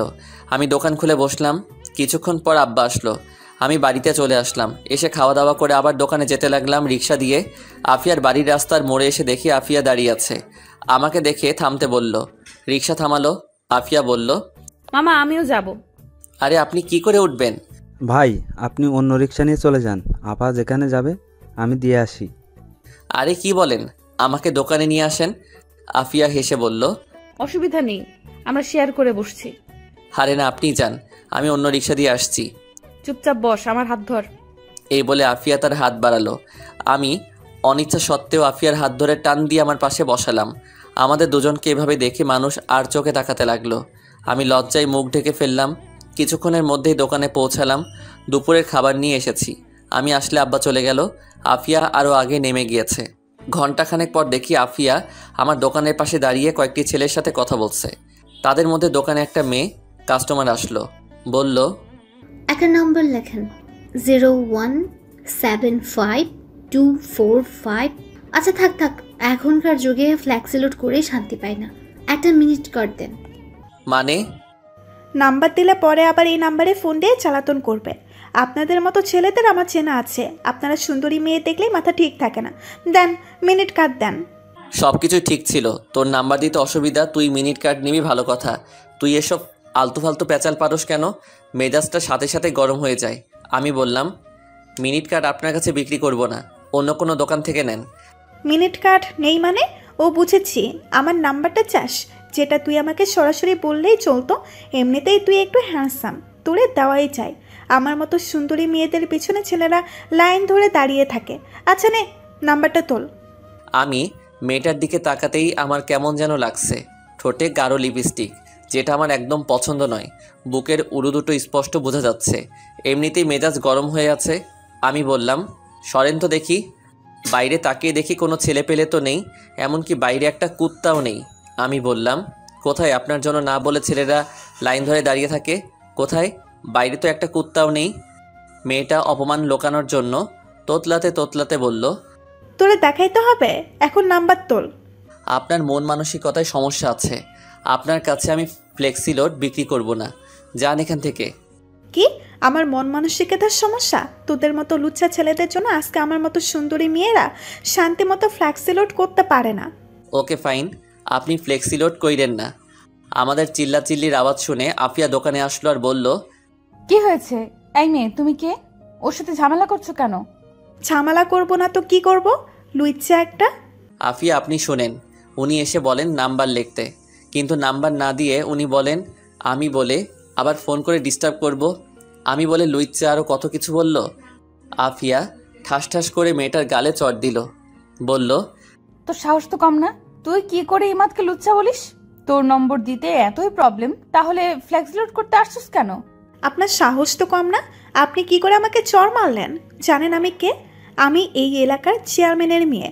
আব্বারে বললে আপনাদের সবগুলোকে এখন ফোগে পাঠাবে। এক্ষুনি তোর আব্বারে ফোন দে। ও তোর মোবাইলে তো ব্যালেন্সই নেই। দাঁড়া, আমি কল দিচ্ছি। এই বলে আফিয়া কাকে যেন কল করলো। ফোন ধরলে বলল, কেমন আছেন আঙ্কেল? আপনার মেয়ের নাম যেন কি? ও এখানে একটু ঝামেলা করছে, ওকে একটু বোঝান তো। এই নে মোবাইল ধর।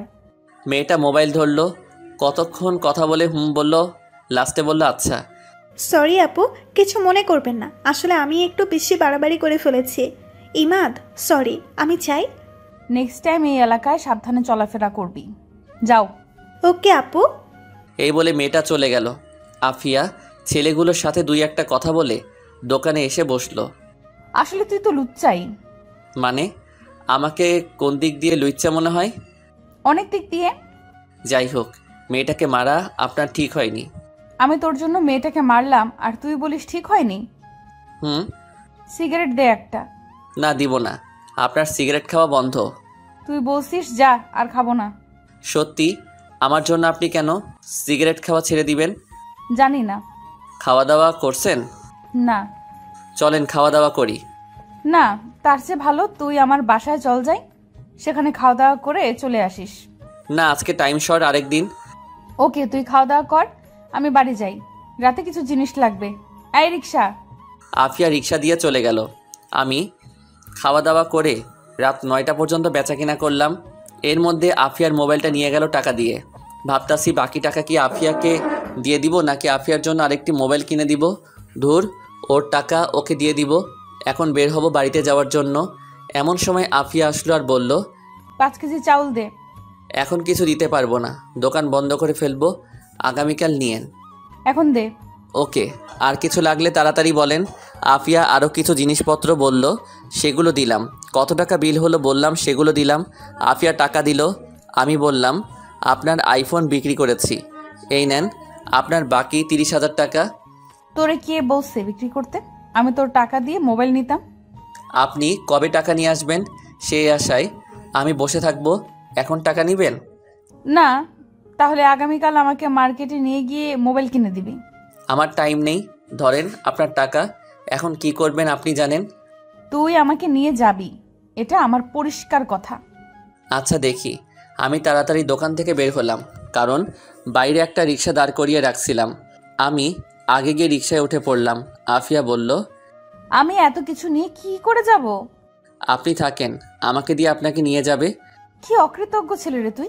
একটা মেয়েকে তুই এভাবে ফেলে চলে যাবি? এর চেয়ে বেশি আর কি বা করতে পারি? তুই জানিস তোর যে এখন এখান থেকে হেঁটে যেতে হবে? জানি। তাহলে চল একসাথে শেয়ার করে যাই। না, আপনি যান, আমি পরে আসছি। এই বলে আমি রিক্সা থেকে নেমে গেলাম। আফিয়ার জিনিসপত্রগুলো উঠালাম। আফিয়া রিক্সায় উঠে বসলো। আফিয়া বলল, উঠবি নাকি চলে যাব? মামা ওকে নামিয়ে দিয়ে আবার এখানে আসবেন। রিক্সা আর এখানে আসবে না, মন চাইলে উঠ, না হলে হেঁটে আয়। আমি জানি আফিয়া যেটা বলবে রিক্সাওয়ালা সেটাই শুনবে। আমি বাধ্য হয়ে আফিয়ার পাশে বসলাম। রিক্সা চলা শুরু করলো। আফিয়া আমার সাথে আরও ঘেঁষে বসলো আর বলল, অনেক শীত, আরো ঘেঁষে বস, তাহলে শীত লাগবে না। আপনার পাশে বসলেই এমনিতেই শরীর গরম হয়ে যায়। আফিয়া আমার হাতের মধ্যে নিজের নরম উষ্ণ হাতটা রাখলো। আমি আফিয়ার দিকে তাকালাম, চারিদিকে অন্ধকার। আফিয়া আমার হাত শক্ত করে ধরে আমার সাথে আরও ঘেঁষে বসলো। আমি কিছুই বুঝতে পারছি না, কিন্তু একটা জিনিস বুঝতে পারছি, আফিয়া তার ভিতরের কষ্টগুলো অনুভূতির মাধ্যমে জানান দিতে চাচ্ছে। আমি আমার হাতটা সরিয়ে নিলাম। কিছুক্ষণের মধ্যে আফিয়ার বাড়ির সামনে চলে আসলো। আফিয়া নেমে গেল। আমিও বাড়িতে চলে আসলাম। পরদিন খুব সকালে বের হয়ে দোকানে আসছি। পথের মধ্যে আফিয়ার সাথে দেখা। আমি ভাবলাম, এ কোন ঝামেলায় পড়লাম? যেদিকে তাকাই সেদিকেই আফিয়া, সেই কেন আমার সামনে পড়ে? ওর কি কোনো মেয়ে বান্ধবী নাই? শুধু ছেলেদের মতো বাইরে ঘুরে বেড়াই। অন্য দিক দিয়ে ওরে দেখলে ভালোই লাগে। ভাবতাছি প্রেমে পড়ে গেলাম নাকি। আফিয়া আমাকে দেখে বলল, কি রে, এত সকালে কোথায় যাস? তার আগে আপনি বলেন, এত সকালে আপনি বাইরে কি করেন? এই শীতের সকাল আমার খুব ভালো লাগে।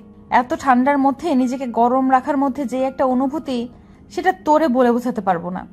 ও, আজকে আরো পরে দোকান খুলিস। কেন?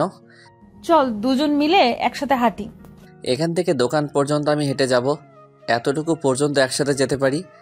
এইটুকু হলেই চলবে। তাহলে চলেন। আমি আর আফিয়া পাশাপাশি হাঁটতে লাগলাম।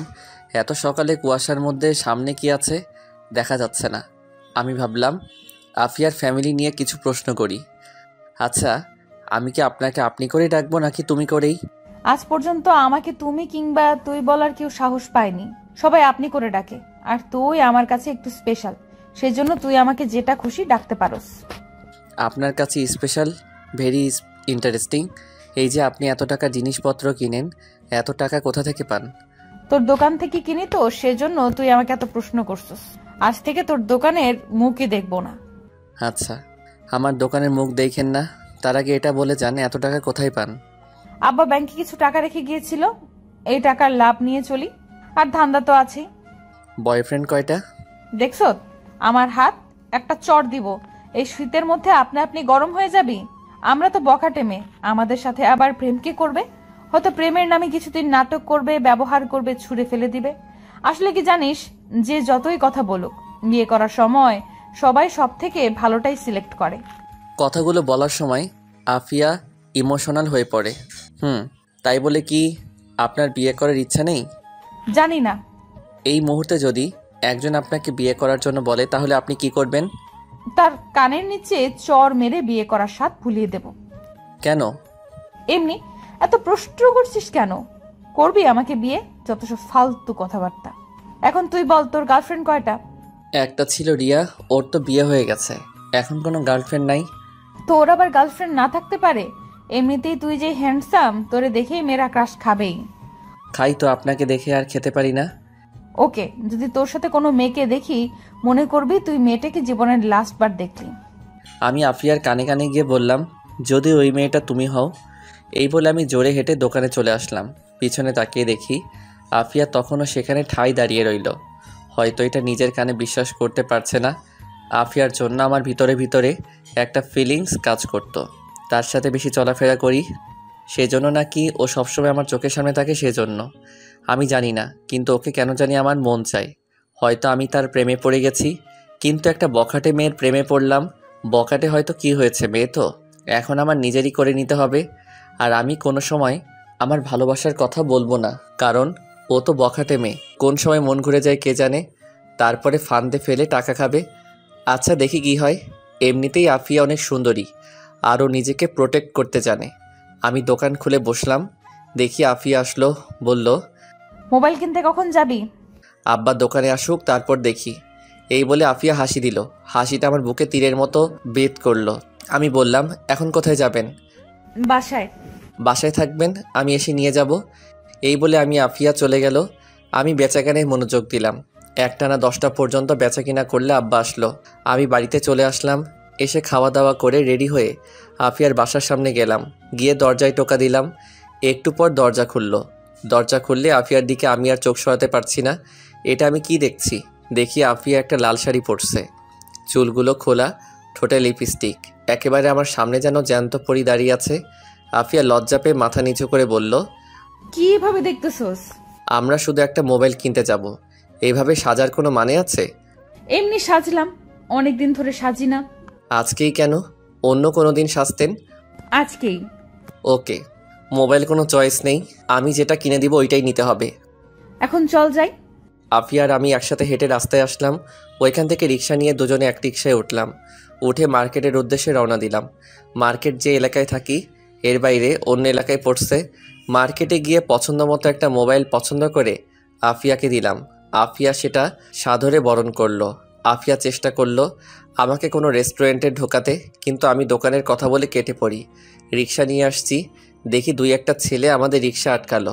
ছেলেটা বলল, কেমন আছেন আফিয়া আপু? ভালো, তোরা কেমন? আপনি আমাদের দিকে তাকান না, কি করে ভালো থাকবো? কি আপু, নতুন ভাতার নাকি? মানে? কিরে, রাতে কত দিস? আমাদের তো টাকা পয়সা আছে, আমাদেরও মনে চায় করতে। ইদানিং দেখছি আফিয়া আপু সুন্দরী হচ্ছে। আমি রিক্সা থেকে নেমে একটাকে কষিয়ে চড় দিলাম। আরেকটা আমাকে মারতে আসলো। আমি তাকেও কষিয়ে চড় দিলাম। দুজনে চড় খেয়ে আমাকে বকতে লাগলো। আমি বললাম, ওই মামা রিক্সা টান দেন।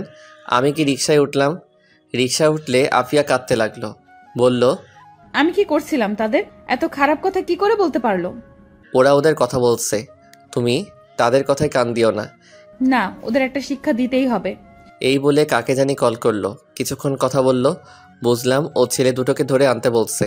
আফিয়া বলল, জানিস, কেউ কাউকে সম্মান করে না, সবার কাছ থেকে সম্মান আদায় করে নিতে হয়। আরে তেমন কিছু না, রাগ করার দরকার নেই। আজ থেকে আমি আর তোর সামনে আসবো না। যেদিন তোর যোগ্য হতে পারবো সেদিন তোর সামনে আসবো। উল্টা আমি তো তোমার যোগ্য না। খারাপের দিক দিয়ে তুই আমার যোগ্য না, কিন্তু ভালোর দিক দিয়ে আমি তোর যোগ্য নয়। ওসব যোগ্য বাদ দাও। হুম। তুমি বাড়িতে চলে যাও, আমি দোকানে যাই। ওকে। আমি দোকানের আগে নামলাম যাতে আব্বা না দেখে। আফিয়া চলে গেল। আমি দোকানে আসলে আব্বা চলে গেল। আমি এক হোটেলে খেয়ে দোকানে বসলাম। সন্ধ্যার দিকে দেখি আফিয়া ওই 2 ছেলেকে ধরে আমার দোকানের সামনে আনলো। সাথে 20-30 জন ছেলে। আফিয়ার আগে গজগজ করছে, মনে হচ্ছে এই দুটোকে মেরেই ফেলবে। আফিয়া বলল, বল, তোদের আমি কি করছিলাম? এরকম খারাপ মন্তব্য কেন করছিস? সরি আপু, ভুল হয়ে গেছে, আর জীবনেও এমন হবে না। এখন যেটা করছিস সেটার কি হবে? প্লিজ আপু, মাফ করে দিন। না, তোদের কোনো মাফ নেই। ইমাদ আমার ভাতার। এই কুত্তার বাচ্চারে কোন দিক দিয়ে ভাতার মনে হয়? আমার সাথে রাত কাটাতে চাস?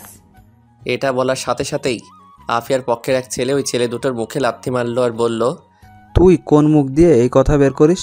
এখন পর্যন্ত আমরা আপুর দিকে চোখ তুলে কথা বলার সাহস করি না, আর তোদের কি সাহস? আপু, এদের আমি কোনোভাবেই মাফ করতে পারবো না। আমি বুঝতে পারলাম ওদের চোখে প্রতিশোধের আগুন জ্বলতেছে, যে কোনো সময় ছেলে দুটোকে মেরে ফেলতে পারে। আমি বললাম, ভাই শুনেন, আফিয়া আপু শুনেন, ওরা দুজন হয়তো না জেনে ভুলে ফেলেছে। আমি খেয়াল করেছিলাম তখন তারা দুজন নেশার মধ্যে ছিল, তাই হয়তো ভুলভাল বলেছিল। থাক আপু, মাফ করে দেন। না, ওদের কোনোভাবেই মাফ করব না। ও দুজন জানতো আমি কে।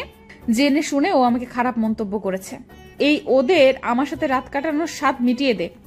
এটা বলার সাথে সাথে কয়েকজন ছেলে ওদেরকে ধরলো। একজন ছেলে তার কোমরের বেল্ট খুললো।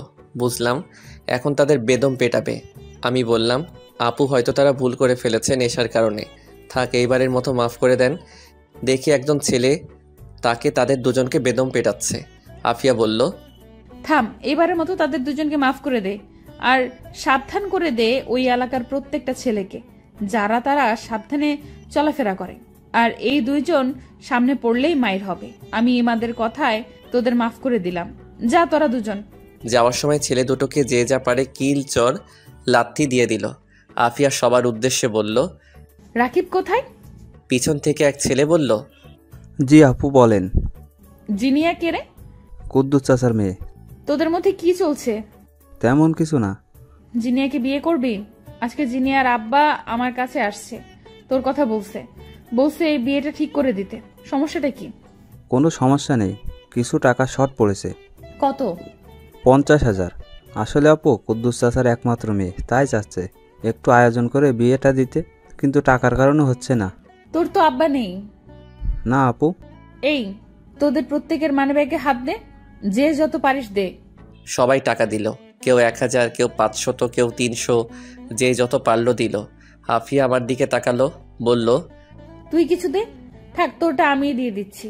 না দাঁড়ান। আমি 1000 টাকা দিলাম। সবার কাছ থেকে টাকা নিয়ে সামনে আরও 2 দোকান আছে, সেখান থেকে টাকা উঠালো।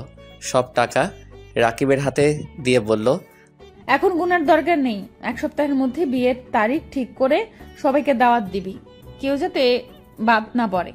এটা যদি না হয় আমাকে জানাবি। ওকে। আর এই হলো ইমাদ, আজ থেকে ও আমাদেরই একজন। সবাই তাকে সম্মান করবি, সবাই তার সাথে হ্যান্ডশেক কর। আস্তে সবাই হ্যান্ডশেক করে চলে গেল। সব শেষে আফিয়া হাত বাড়ালো। আমি বললাম, না, আপনার সাথে হ্যান্ডশেক করব না। কেন? এমনি মনে চায় না। আফিয়া দোকানের ভিতরে এসে বলল, একটা ঠান্ডা দে।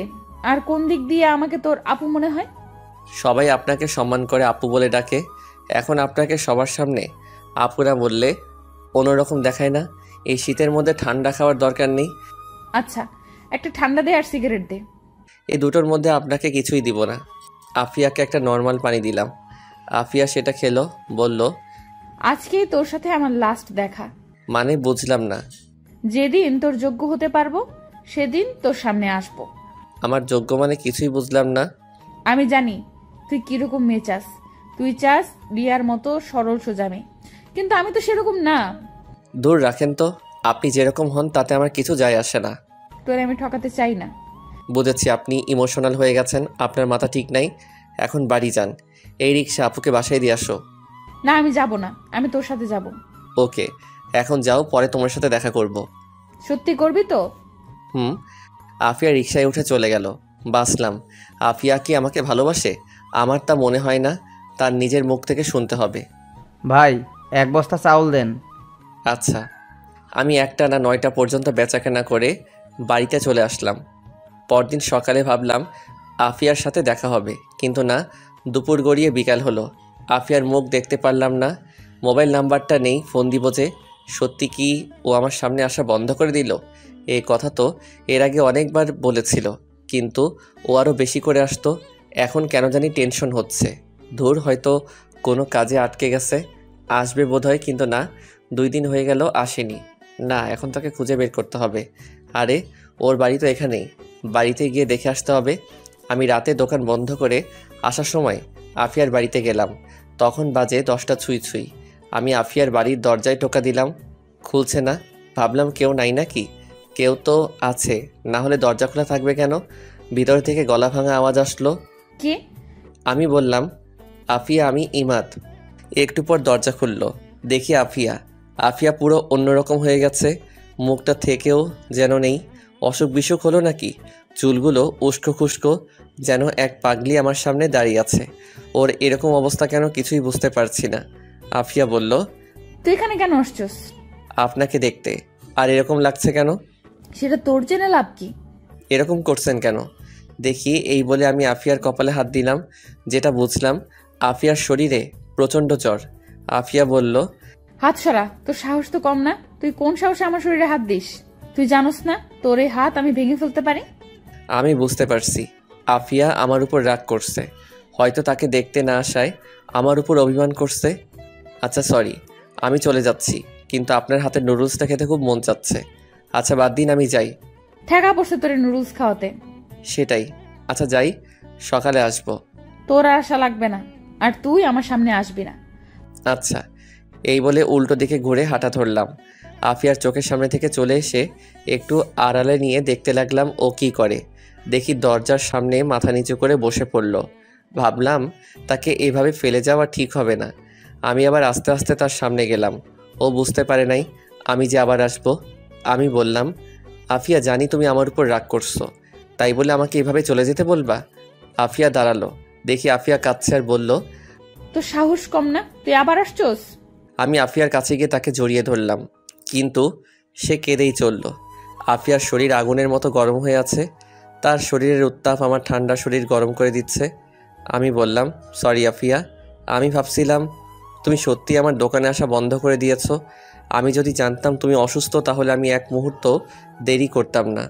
আমি তোরে ভুল ভাবছিলাম আমার মতো বখাটে মেয়েরা কারো মন দখল করতে পারে না, কিন্তু আমি ভুল ভেবেছিলাম। তোমার বিছানা কোনটা? ওইদিকে। আমি আফিয়াকে বিছানায় শুইয়ে দিয়ে মাথায় জলপট্টি দিয়ে দিলাম, কিছু খাইয়ে দিয়ে ওষুধ খাওয়ালাম। আমি বললাম, আগামীকাল মাকে তোমার কাছে পাঠাবো। সত্যি? তাহলে আমি যাই? না, আজকে রাতটা থেকে যা। না, খুব সকালে দোকানে যেতে হবে।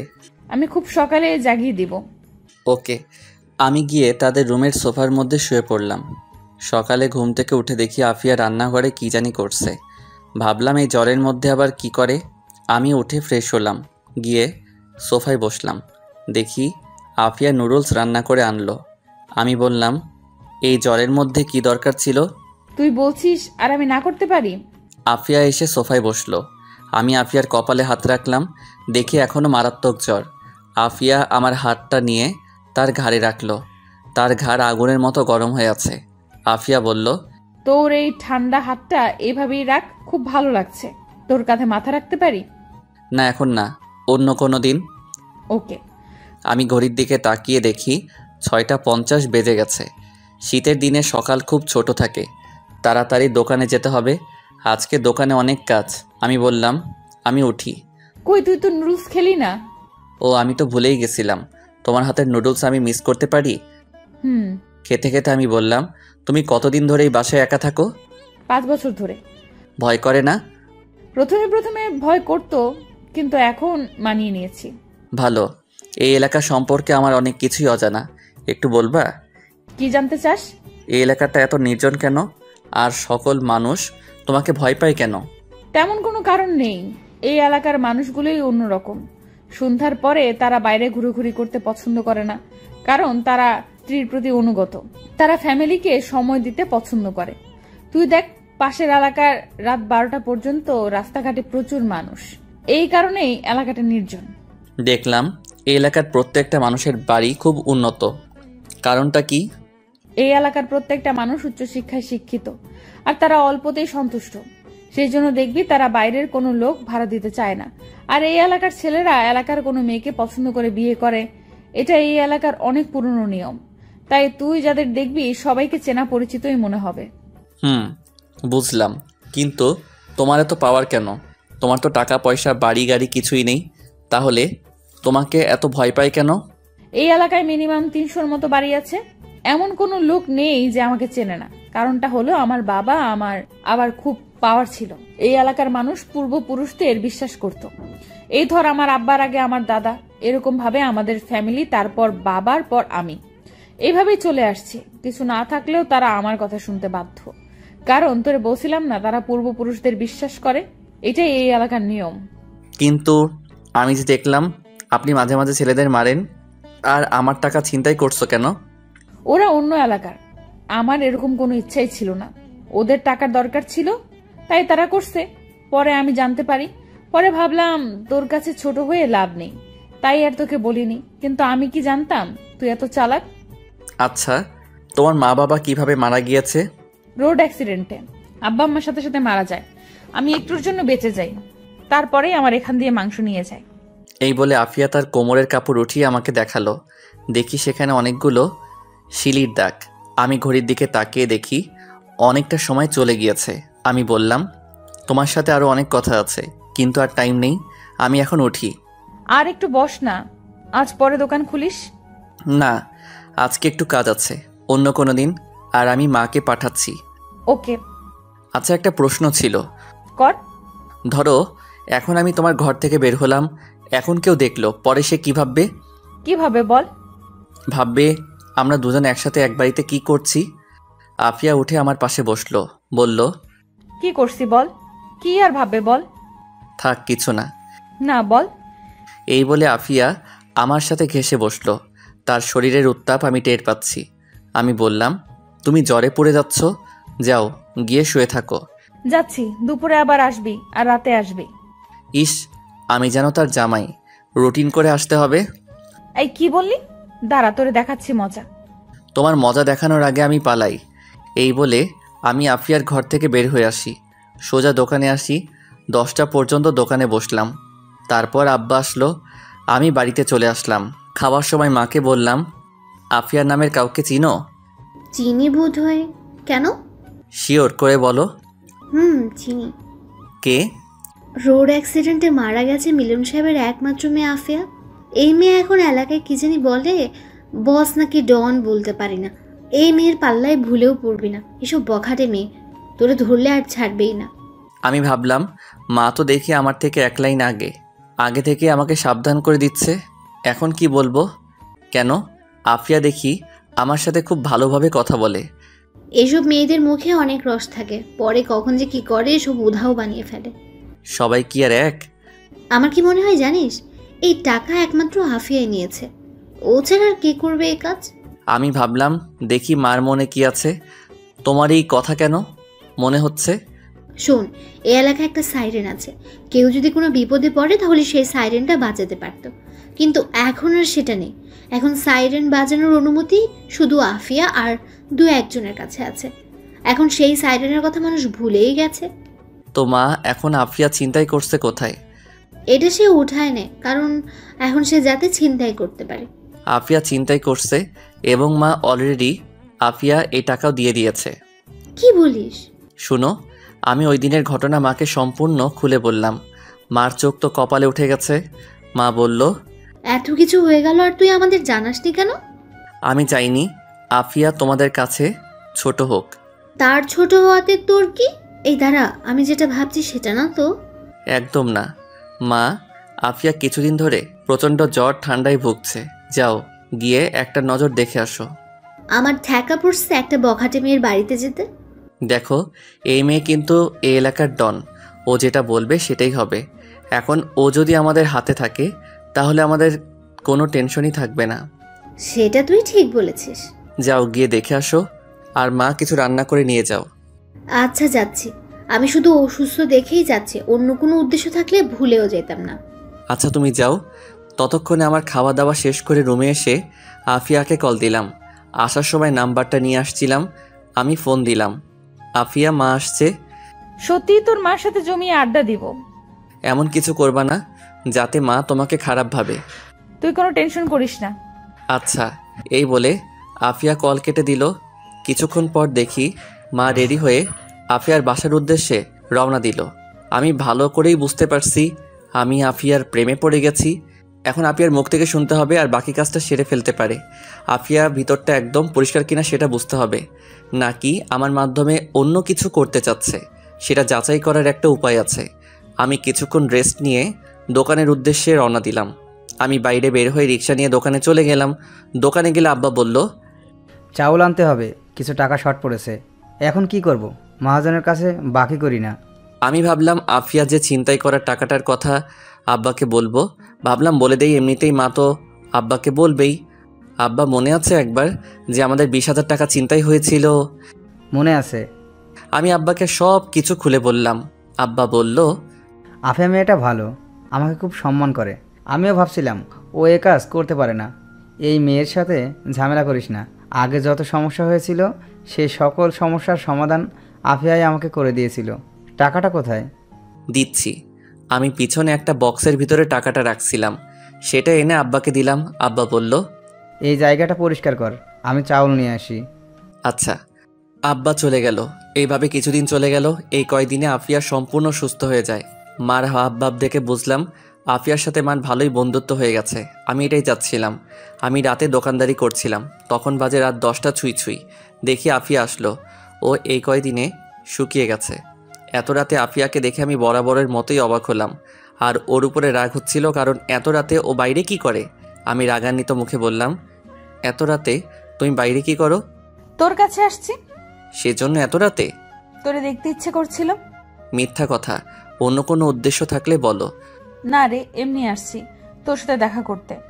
ওকে, এটাই লাস্ট। পরে আর কোনোদিন যেন আর একা একা বাইরে না বের হতে দেখি। আচ্ছা, এখন বাড়ি যাবি না? অনেক রাত হয়েছে। যাব। আফিয়া শাড়ি পরে এসেছে, ঠোঁটে লিপস্টিক, শাড়ির উপর শীতের জামা। আমি বললাম, এত রাতে শাড়ি পরছো কেন? এমনি। তোর আজকে একটা কথা বলবো। আমি বুঝতে পারছি আফিয়া কিসের কথা বলবে। তার মানে আফিয়া আমাকে ভালোবাসার কথা বলবে। নিজের ভিতরে কেমন একটা অনুভূতি হচ্ছে। আমি তাড়াতাড়ি দোকান বন্ধ করে বললাম, চলো বাড়ি যাই। হুম। আমি আর আফিয়া পাশাপাশি হেঁটে অনেকটা পথ আসলে আফিয়া বলল, চল পার্কের ভেতরে গিয়ে বসি। এত রাতে কোথায় বসবো? আরে চল। ওকে। আমি আর আফিয়া পার্কের ভিতরে গেলাম। গিয়ে প্রথম বেঞ্চে বসলাম, এক ল্যাম্পপোস্টের নিচে। আমি ভাবলাম আফিয়া বলার আগে আমিই বলে ফেলি আমার মনের কথা।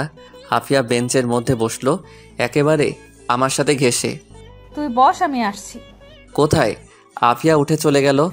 মোবাইলের লাইট জ্বালিয়ে সামনে থেকে একটা ফুল ছিঁড়ল। এসে আমার সামনে হাঁটু গেড়ে বসে প্রপোজ করলো। আমি এটার জন্য প্রস্তুত ছিলাম না। আমি ভাবছিলাম আফিয়া হয়তো আরও সময় নেবে, কিন্তু না, সাথে সাথে প্রপোজ করে বসলো। অ্যাকসেপ্ট করব নাকি না? কিন্তু আমি প্রপোজ অ্যাকসেপ্ট করব না। প্রপোজ অ্যাকসেপ্ট করলে হয়তো তার মনের ভিতর কী চলছে সেটা জানতে পারবো না। দেখি আমার না করাতে আফিয়ার রিয়াকশনটা কেমন হয়। যদি দেখি তেমন একটা রিয়াকশন করে নাই, তাহলে বুঝবো ও অন্য কোনো উদ্দেশ্যে আমাকে প্রপোজ করছিল। আমি না করাতে সেটা ব্যর্থ হয়েছে। আফিয়া বলল, আমি তোমাকে ভালোবাসি ইমাদ। কিন্তু আমি তোমাকে ভালোবাসি না। কি? আমি তোরে ভালোবাসি, আমি তোর জীবন সঙ্গী হতে চাই। কিন্তু আমি তো তোমাকে আমার জীবনের সঙ্গী হতে বলি নাই। মানে? আমি বিরক্তিকর কণ্ঠে বললাম, মানে তুমি জানো আমি তোমাকে ভালোবাসি না, তোমাকে আমার প্রয়োজন নেই। তুই মনে হয় আমার সাথে মজা করতেছস। আমি ভাবলাম অ্যাকসেপ্ট করেই ফেলি, শুধু শুধু মেয়েটাকে কাঁদিয়ে লাভ কি। আবার ভাবলাম না, এত সহজে আমি তোমাকে ছাড়ছি না। তোমার ভিতরের কষ্টগুলো আমি শুনতে চাই, তোমার ভিতরে কি আছে সেটাও শুনতে চাই। আমি বললাম, মজা না, সত্যি আমি তোমাকে ভালোবাসি না। তাহলে এতদিন এসব কি ছিল? এত হাসি খুশি, এত কেয়ার, এসব কি নাটক? নাটক হবে কেন? তুমি অসুস্থ ছিলে, তাই তোমার সেবা করলাম একজন মুসলিম হিসেবে। আফিয়া কেঁদে দিল সত্যি সত্যি, বলল, ইমাদ, তোর কথা আমি বিশ্বাস করতে পারতেছি না। তুই আমার মনটা ভেঙে দিচ্ছস। এর ফল ভালো হবে না। জোর করে মন নিতে পারবেন? তোমরা শুধুই একটা বখাটে মেয়ে। কিছুদিন ভালোবাসার অভিনয় করবা, পরে লাথি মেরে ফেলে দিবা। এই প্রথম তোকে মন থেকে ভালোবেসে প্রপোজ করেছিলাম, কত আশা ভরসা নিয়ে। আমি আজ পর্যন্ত কোনো ছেলের হাত পর্যন্ত ছুঁয়ে দেখিনি। ভাবছিলাম যেদিন নিজের পছন্দের ভালোবাসার মানুষটিকে পাবো, তারই হাত ছোবো। তোরে দেখার পর মনে হয়েছিল মনে হয় আমি পেয়ে গিয়েছি, কিন্তু এখন দেখি আমার ধারণা ভুল। ভুল হতেই পারে। আমি বাড়ি যাই। মনে মনে ভাবলাম, আফিয়া একটু কষ্ট করো, আমিও তোমাকে অনেক ভালোবাসি। আমি দেখতে চাই তুমি কি আমাকে সত্যি ভালোবাসো কিনা। আফিয়া, অল্প কয়েকটা দিন ধৈর্য ধরো। কুত্তার বাচ্চা, তুই আমার সামনে আর জীবনেও আসবি না, আর আমি দেখবো তুই কি করে এই এলাকায় থাকিস। আবার কেঁদে কেঁদে বলল, তুই আমার মনটা ভেঙে দিয়েছিস, এর শাস্তি তুই সারা জীবন নিয়ে বেড়াবি। আমি ভাবলাম পালাই এখান থেকে, না হলে আরো কত কি বলে ফেলবে। আমি চলে গেলে আফিয়া বাড়ি যাবে কিভাবে? দূর কি করি। আমি হাঁটা ধরলাম। আফিয়া আমার পিছনে পিছনে হাঁটতে হাঁটতে বলল, এখনো সময় আছে, আমার প্রপোজ একসেপ্ট কর, না হলে কিন্তু ভালো হবে না। আচ্ছা, তুই কোন কষ্টে না করে দিলি? তোরে কি কেউ হুমকি দিয়েছে? শুধু একবার বল, তার আমি পৃথিবী থেকে বিদায় করে দিব। আমার ভালোবাসার মানুষটিকে হুমকি দেয়, সাহস কত বড়! আচ্ছা বুঝেছি, তোর এখনো সিদ্ধান্ত নিতে কষ্ট হচ্ছে। এক কাজ কর, তুই চিন্তা ভাবনা করে আগামীকাল জানাস, ওকে? চিন্তা ভাবনার কিছুই নেই। আমি তোমাকে ভালোবাসতে পারবো, কিন্তু এখন না। কেন? এখন কি সমস্যা? সমস্যা আছে। দেখ ইমাদ, সুযোগ খুঁজবি না, যা বলবি তাড়াতাড়ি বল। তাহলে তুমি বুঝে গিয়েছো? বুঝেছি, কিন্তু তুই তোর নিজের বিপদ নিজে ডেকে আনলি। ভেবেছিলাম কারো কাছে বিরক্তের কারণ হব না, কারো কাছে অপমানিত হয়ে জীবন কাটাবো না। ভাবছিলাম কারো কাছে হেয় প্রতিপন্ন হয়ে পাত্রী হয়ে থাকবো না। ভাবছিলাম তার জীবনে আমার গুরুত্ব হবে অনেক, আকাশ সমান উঁচু। কিন্তু দেখি আমরা বখাটে মেয়ে, আমাদের স্বপ্ন দেখতে বারণ। এক জায়গায় দাঁড়িয়ে আফিয়া কথাগুলো বলে জোরে জোরে কাঁদতে লাগলো। কথাগুলো আমার বুকের ভিতরে তীরের মতো বিদ্ধ করলো। আমি আস্তে আস্তে আফিয়ার কাছে গেলাম, তার হাত ধরে প্রথমে চুমু খেলাম, তারপর কোমরে ধরে জড়িয়ে ধরলাম। আফিয়া আমাকে দুই হাতে জড়িয়ে ধরে জোরে জোরে কাঁদতে কাঁদতে লাগলো। আমি আফিয়ার থুতনিতে ধরে মুখটা উঁচু করে তার গোলাপি নরম ঠোঁটে নিজের ঠোঁট লাগাতেই ততক্ষণে আমার স্বপ্ন ভেঙে গেল। দেখি আমার আফিয়ার থেকে অনেকটা দূরে দাঁড়িয়ে আছি। আমি হতাশ হলাম। আমার মন চাচ্ছে আফিয়াকে জড়িয়ে ধরে চুমু খেতে, কিন্তু এটা করলে আফিয়াকে শুধু বাহির থেকে দেখতে পারবো, ভিতরে কি চলছে সেটা বুঝতে পারবো না। আফিয়া কিছুদিন কষ্ট করো। আমি হাঁটতে লাগলাম। হাঁটতে হাঁটতে আফিয়ার বাড়ির মোড়ে আসলাম। দেখি আফিয়া কোনো কিছু না বলে বাড়ির দিকে হাঁটা ধরলো। আমি বাসায় চলে আসলাম, খাওয়া দাওয়া করে ঘুমিয়ে পড়লাম। সকালে উঠে নামাজ পড়ে দোকানে বসলাম। দেখি আফিয়া আসলো, সাথে আর একটা মেয়ে। আফিয়ার মুখের দিকে তাকাতেই আমি অবাক। দেখি আফিয়ার চোখ লাল হয়ে আছে, মনে হয় রাতে ঘুমায়নি। আর এমন ভাব ধরছে, বোঝাই যাচ্ছে না গত রাতে কিছু হয়েছে। এসে আফিয়া তার পাশের মেয়েটাকে বলল, সোনিয়া, 2টা বেনসন লাইট দে। 2টা ব্যানসন লাইট দেন তো।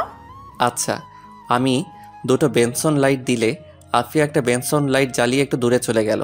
সোনিয়া আমাকে বলল, আফিয়া বলল তোরে বলে আফিয়া ভালোবাসে, আর তুই বলে না করে দিয়েছিস। আচ্ছা তুই কি মাথা মোটা? ও আমাদের সাথে ছোটবেলা থেকে বড় হয়েছে, আজ পর্যন্ত ওকে অন্য কোনো ছেলের সাথে দেখিনি। তোরেই সে প্রথমে ভালোবেসেছিল, আর তুই সেটা না করে দিলে ওর বিরুদ্ধে গিয়ে এই এলাকায় টিকতে পারবি না। আমাকে জ্ঞান দিয়েন না, ওর মন আপনার থেকে আমিই ভালো বুঝি। তাহলে না করলি কেন? আর সে কি কম সুন্দরী? সে যদি এলাকার কোনো ছেলেকে বিয়ের প্রস্তাব দেয়, ছেলেটা চোখ বন্ধ করে বিয়ে করবে। আমি জানি, সব জানি আমি। এখন আপনি যান। সোনিয়া মেয়েটা চলে গেল। দেখি আফিয়া চলে গেল। আব্বা আসলে আমি বাড়িতে আসলাম। গতকাল ফাতিমা আসছিল বাড়িতে। মার এবং ফাতিমার মুখের অবস্থা দেখে বুঝলাম কিছু একটা হয়েছে। মা বলল, তুই কি এই জীবনে বিয়ে করবি না? কেন? আফিয়া এসে কান্নাকাটি করে গেছে। সে বলে তোকে ভালোবাসে। তাকে ছাড়া অন্য কাউকে বিয়ে করার চিন্তা করলে বলেছে এই এলাকা ছেড়ে চলে যেতে হবে। এখন তাকে বিয়ে করবি নাকি বল? তোমরা মানিয়ে নিতে পারবা কিনা বলো। আমার সমস্যা নেই। ওকে। এভাবে কিছুদিন চলে গেল। 2 দিন পর রাতে বাড়ি যাচ্ছিলাম, খেয়াল করলাম অনেকটা দূরে আরও 2 জন একসাথে হেসে হেসে কথা বলে আসছে।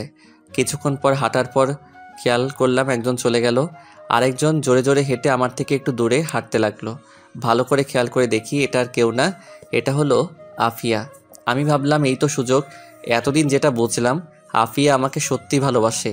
ও আমার এই এলাকায় বিয়ে বন্ধ করে দেয়। তার মানে ও আমার বিয়ে দেখতে পারবে না। আর ও আবার সিগারেট খাওয়া ধরেছে। আসলে আফিয়ার মনটা অন্যদের থেকে অনেক মজবুত। তার মানে আফিয়া যত খারাপ পরিস্থিতি হোক না কেন, নিজেকে ধরে রাখতে পারবে। আমি দাঁড়িয়ে গেলাম, দেখি আফিয়া আমাকে পাশ কাটিয়ে চলে যাচ্ছে। কিছু দূর যাওয়ার পর আমি ডাক দিলাম, আফিয়া। কিন্তু আফিয়া না শোনার ভান করে হেঁটেই চলেছে। আমি আবার বললাম, আফিয়া আমার কথা শুনো। আফিয়া দাঁড়িয়ে গেল। আমি আফিয়ার কাছে গেলাম। আফিয়া বলল, কি বলবি বল। আর তোর জন্য এই এলাকার নিয়ম চালু হচ্ছে, সেগুলো মানতে পারলে তোরা এই এলাকায় থাকতে পারবি, নয়তো বা চলে যাবি। কী জন্য এই নিয়ম? আমি তো ভাবতেছি আপনার বান্ধবী সোনিয়াকে আমার খুব পছন্দ হয়েছে। আগামীকালই ওকে প্রপোজ করে বিয়ে করে ফেলবো। ওর যদি মরার ভয় থাকে তাহলে ও তোর প্রপোজ একসেপ্ট করবে না। কেন? কারণ এই এলাকার একমাত্র আমি ছাড়া কাউকে বিয়ে করতে পারবি না। এই বলে আফিয়া একটা রহস্যময় হাসি দিয়ে বলল, কিন্তু আমি তোকে বিয়ে করব না।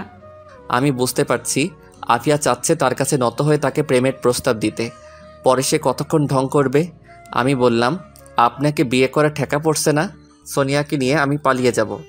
সোনিয়া ভোকা না, তোর মতো গাধার সাথে পালিয়ে যাবে। তাহলে তোমাকে পালিয়ে নিয়ে যাব, যাবা না তুমি? না, তোর বিয়ে করা বন্ধ। তুমি বিয়ে করার পরেও আমি করতে পারবো না। তখন আমি ভেবেচিন্তে সিদ্ধান্ত দিব। কেন তুমি এভাবে আমার জীবনটা নষ্ট করবে? প্লিজ আমাকে ছেড়ে দাও। ওকে যা, ছেড়ে দিলাম, এখন বাড়িতে যা। আফিয়া হাঁটতে লাগলো। আমি আফিয়ার হাত ধরলাম, কিন্তু আফিয়া জোর করে ছাড়িয়ে নিল। আমি বললাম, আফিয়া তোমার সাথে কথা আছে, পার্কে চলো। তোর সাথে আমার কোনো কথা নাই। তুই একটা বাটপার, লম্পট, চিটার। তোরে আমি বিশ্বাস করেছিলাম, সেই বিশ্বাসে তুই কানা করিও মূল্য দিলি না। ওই দিন তুই চোখ বলছিল তুই আমাকে চাস, কিন্তু তুই মুখে না করেছিলি কেন? হয়তো মুখ দিয়ে না করেছিলাম, কিন্তু আমি তোমাকে এখনো চাই। মিথ্যা কথা। সত্যি। আমি বিশ্বাস করি না। তুই আমার সামনে থেকে চলে যা, আর জীবনেও আমার সামনে আসবি না। তোরে দেখলেই আমার ওই দিনের কথা মনে পড়ে। তোরে আমি পেছন থেকে এত ডাকছি, কিন্তু তুই একটুও শুনলি না। তাহলে তুমি চাচ্ছ আমি চলে যাই? তুই চলে যা। ওকে। আমি দৌড়ে আফিয়ার সামনে গিয়ে হাতটা বাড়িয়ে বললাম, আমি তোমাকে ভালোবাসি আফিয়া। কিন্তু আমি বাসি না। প্লিজ এমন করো না। কি করতেছি তোরে আমি ভালোবাসি না। আমি আফিয়ার সামনে মাথা নিচু করে দাঁড়িয়ে আছি, কিছু বলছি না। আফিয়া বলল, ওই দেখ আকাশে কি সুন্দর চাঁদ উঠেছে। আমি আকাশের দিকে তাকালাম, দেখি কোথাও চাঁদ নেই, চারদিকে ঘন কুয়াশায় ঢাকা। আমি আবার আফিয়ার দিকে তাকালাম, ততক্ষণে আফিয়া আমার ঘাড়ে ধরে সে উঁচু হয়ে সোজা আমার ঠোঁট কামড়ে ধরল। আমি এর জন্য প্রস্তুত ছিলাম না। আরে একই রে, ঠোঁট কামড়ে ধরলো। আফিয়া আর ছাড়ছেই না, আমার ঠোঁট ব্যথা হয়ে যাচ্ছে, মনে হচ্ছে রক্ত বের হচ্ছে। আমিও আফিয়ার ঠোঁট কামড়ে ধরে লাল গোলাপি ঠোঁটটাকে সাদা বানিয়ে ফেললাম। একটু পর আফিয়া নর্মাল হলো, ঠোঁট ছেড়ে বলল, তোরে আমি ভালোবাসতে পারবো না, একেবারে নিজের করে নিলাম। তুমি এটা কি করলা আমার ঠোঁট? এই বলে আমি মুখ ধরে বসে পড়লাম। ঠোঁটে প্রচণ্ড ব্যথা করছে। কি করে কিস করতে হয় জানো না? না, আমি কি কাউকে কিস করছি? না মানে মুভিতে দেখো নাই কিভাবে কিস করতে হয়? দেখছিলাম ওই মুভিতে এইভাবে কিস করছিল, ভাবছিলাম তাহলে বোধহয় এইভাবেই কিস করতে হয়। আমার ঠোঁট। দেখি কি হয়েছে। আফিয়া আমার পাশে বসলো, আমার ঠোঁট ধরে চেক করে বলল, তেমন কিছু হয় নাই, চল আমার বাসায়, আজকে আমার বাড়িতে থাকবি। পাগল নাকি? বিয়ে করি পর। সত্যি? কবে বিয়ে করবি? আমার যে আর দেরি করতে মন চাচ্ছে না। ওকে। আমি আর আফিয়া আস্তে আস্তে দুজন দুজনের হাত ধরে পাশাপাশি হাঁটতে লাগলাম। আমি আফিয়ার হাতের মধ্যে একটা চুমু খেলাম, তার কোমরে ধরে আরও কাছে টেনে নিলাম। আফিয়া লজ্জায় চোখ বন্ধ করে ফেললো। আমি আস্তে আস্তে আফিয়ার নরম ঠোঁটে আমার ঠোঁট দুটো রাখলাম। এইভাবে অনেকক্ষণ চলে গেল। আমি আস্তে আস্তে আফিয়ার ঠোঁট ছেড়ে দিলাম। আফিয়া আমাকে দুই হাতে জড়িয়ে ধরলো, কেন জানি ফুপিয়ে কেঁদে উঠল। আমি বললাম, কাঁদছো কেন? এটা হলো সুখের কান্না, তোরে আমি এতদিন খুঁজছিলাম। এখনও কি আমাকে তুই করে বলবা? না, তোমাকে আজ সারা রাত এভাবে জড়িয়ে ধরে রাখবো। না আফিয়া, সকালে আমার দোকান আছে, আমাকে একটু ঘুমাতে হবে। বিয়ের পর কি আমাকে সারাদিন একা ফেলে রেখে দোকানে পড়ে থাকবা? হুম। রাতেও দোকানে থাকবা? হুম। তো তোমার সাথে আমিও সারাদিন থাকবো, এক মুহূর্তের জন্য আমার থেকে আলাদা হতে পারবা না। আচ্ছা, এখন চলো তাড়াতাড়ি বাড়িতে যাই। আজ থেকে আমি তোমার বাড়িতে থাকবো। আগামীকাল থেকে? এত রাতে তোমাকে নিয়ে গেলে মা কি না কি ভাববে। আচ্ছা, কিন্তু এখন যে আমি আর হাঁটতে পারছি না, আমার পা অনেক ব্যথা করছে। দেখি কোথায় ব্যথা করছে। না, দেখানো যাবে না, কোলে নে। আচ্ছা, পিছনে ওঠো। আমি আফিয়ার সামনে বসলে আফিয়া আমার গলায় দুই হাতে জড়িয়ে ধরলো। আমি দাঁড়িয়ে হাঁটতে লাগলাম। আফিয়ার মুখটা আমার কাঁধে রাখলো। কিছুক্ষণ হাঁটার পর আফিয়ার বাড়ির যাওয়ার মোড়ের কাছে পৌঁছালাম। দেখি মোড়ের কাছে দুইটা ছেলে দাঁড়িয়ে আছে। আফিয়া আমার কাঁধে মাথা রেখে চিল করতেছে। আমি বললাম, দেখো তো সামনে দুজনকে চিনো কিনা। কই দেখি। আফিয়া কাঁধ থেকে নামলো। চিনতে পারছি, কে? ওই দিন যে এই দুটোকে মারছিলাম তারা। তারা এখানে কি করে? ওদের না এই এলাকায় আসা নিষেধ? আফিয়া আমার হাতটা ধরে ওদের সামনে গেল। আফিয়া বলল, ওই তোদের মুখের মাফলার নামা। তারা দুজন মুখের মাফলার নামালো। আমিও চিনতে পারলাম আফিয়ার ধারণা ঠিক। ছেলে দুটোর হাতে, একজনের হাতে চাপাতি, আরেকজনের হাতে ছুরি। কোথাও থেকে আরেকজন মেয়ে এসে বলল, মেয়েটা চেয়ারম্যান সাহেবের মেয়ে। আফিয়া আপু, কেমন আছো? ভালো। এত রাতে এখানে কি? আর তোরা দুজন কেনা বলছিলাম এই এলাকায় না আসতি, ভাগ এখান থেকে। না আপু, এখানে একটা ঝামেলা আছে। আপনি শুধু শুধু আমাকে মারছেন, আর এই ছেলে দুটোকে শুধু শুধু মারছেন। এখন বলেন আপনার কি করা উচিত? আচ্ছা মানলাম, কিন্তু ছুরি চাপাতি নিয়ে আসলেন কেন? চলেন কথা বলে ঝামেলা মিটমাট করি। সেই দিন শেষ, এখন কথার থেকে হাত বেশি চালাতে হয়। বুঝতে পারছি তোদের মনের ইচ্ছা, কিন্তু আজকে আমার মনটা খুব ভালো, কারণ আজকে ইমাদ আমাকে বিয়ের প্রস্তাব দিয়েছে, সেই জন্য তোদের ছেড়ে দিচ্ছি। যাও, তোমরা বাড়ি যাও। কিন্তু আমরা তো বাড়ি যাওয়ার জন্য আসিনি। এই, তোরা তোদের কাজ শুরু কর। আফিয়া দৌড় দিবা? আরে না না, তুই আমাকে একটু টাইম দে। এই বলে আফিয়া তার ব্যাগ থেকে মোবাইল বের করে কাকে জানি কল দিল। কিছুক্ষণ পর কল ধরলো। সাইরেন বাজা, সাইরেন বাজা। এই বলে ফোন কেটে দিল। এদিকে পাশ থেকে আমি একটা পুরনো লাঠি নিলাম। আফিয়া বলল, আর এক পায়ে এগোলে আর একটাও বাঁচতে পারবি না, চুপচাপ চলে যা, এখনো বাঁচতে পারবি। একটা ছেলে একেবারে কাছে চলে আসলো। ছেলে বলল, ভাই আপনি চলে যান, আপনার প্রতি আমাদের কোনো রাগ নাই। আফিয়া আপুকে আমরা মেরে চলে যাব। আফিয়ার শরীরে টাচ করতে হলে আমার লাশের উপর দিয়ে যেতে হবে। তাহলে তাই করতে হবে। চেয়ারম্যান সাহেবের মেয়ে আফিয়ার কাছে গেল, গিয়ে আফিয়াকে একটা চড় দিল। আফিয়া মেয়েটাকে একটা চড় দিল। তখনই সাইরেন বেজে উঠল। এমন আওয়াজ কান ফাটিয়ে ফেলবে। একাধারে 2 মিনিটের মতো সাইরেন বাজলো। ছেলেগুলো বুঝতেই পারছে না কি হচ্ছে। যখন বুঝতে পারলো ততক্ষণে দেরি হয়ে গেছে। দেখি কয়েকজন ছেলে রাস্তায় এসে ওই ছেলে দুটোকে ধরলো। কয়েক সেকেন্ডের মধ্যেই পুরো রাস্তা মানুষে ভরে গিয়েছে। কয়েক দিক দিয়ে মানুষ এসে মোড়ে জমা হলো। দেখি মা আব্বা আসলো। মা বলল, কিরে কি হয়েছে? এই 3 জন আসছে আমাদের মারতে। তাড়াতাড়ি বাড়ি চল। আফিয়া, আমি চলে যাই। যাও, আগামীকাল কথা বলবো। আমি, মা আর আব্বা বাড়িতে চলে আসলাম। পরদিন সকালে আফিয়ার বাড়িতে গেলাম। আফিয়া দরজা খুলে আমাকে জড়িয়ে ধরলো আর বলল, আগামী সপ্তাহে আমাদের বিয়ে। কি বলো এত তাড়াতাড়ি? আমি তো বাড়িতে কিছুই বলিনি। বলা যাবে না, তোমার মা সব জানে। গতকালে ছেলে দুটোকে কি করছো? জানি না, আমি ছেলে পেলেদের কাছে রেখে বাড়িতে চলে আসি, আর চেয়ারম্যান এসে তার মেয়েকে নিয়ে যায়। ভেতরে আস। ভিতরে আসলে নিজেকে কন্ট্রোল করতে পারবো না। দোকানে যাই আর সোজা বাড়িতে চলে যাও। এদিক সেদিক ঘোরা একদম বন্ধ। আচ্ছা। আমি দোকানে চলে আসি। ঠিকই আমাদের বিয়ে হয়েছে, কিন্তু 1 মাস পর, বছর 2 পর আমাদের একটা ছেলে হয়েছে, ঠিক তার মার মতো।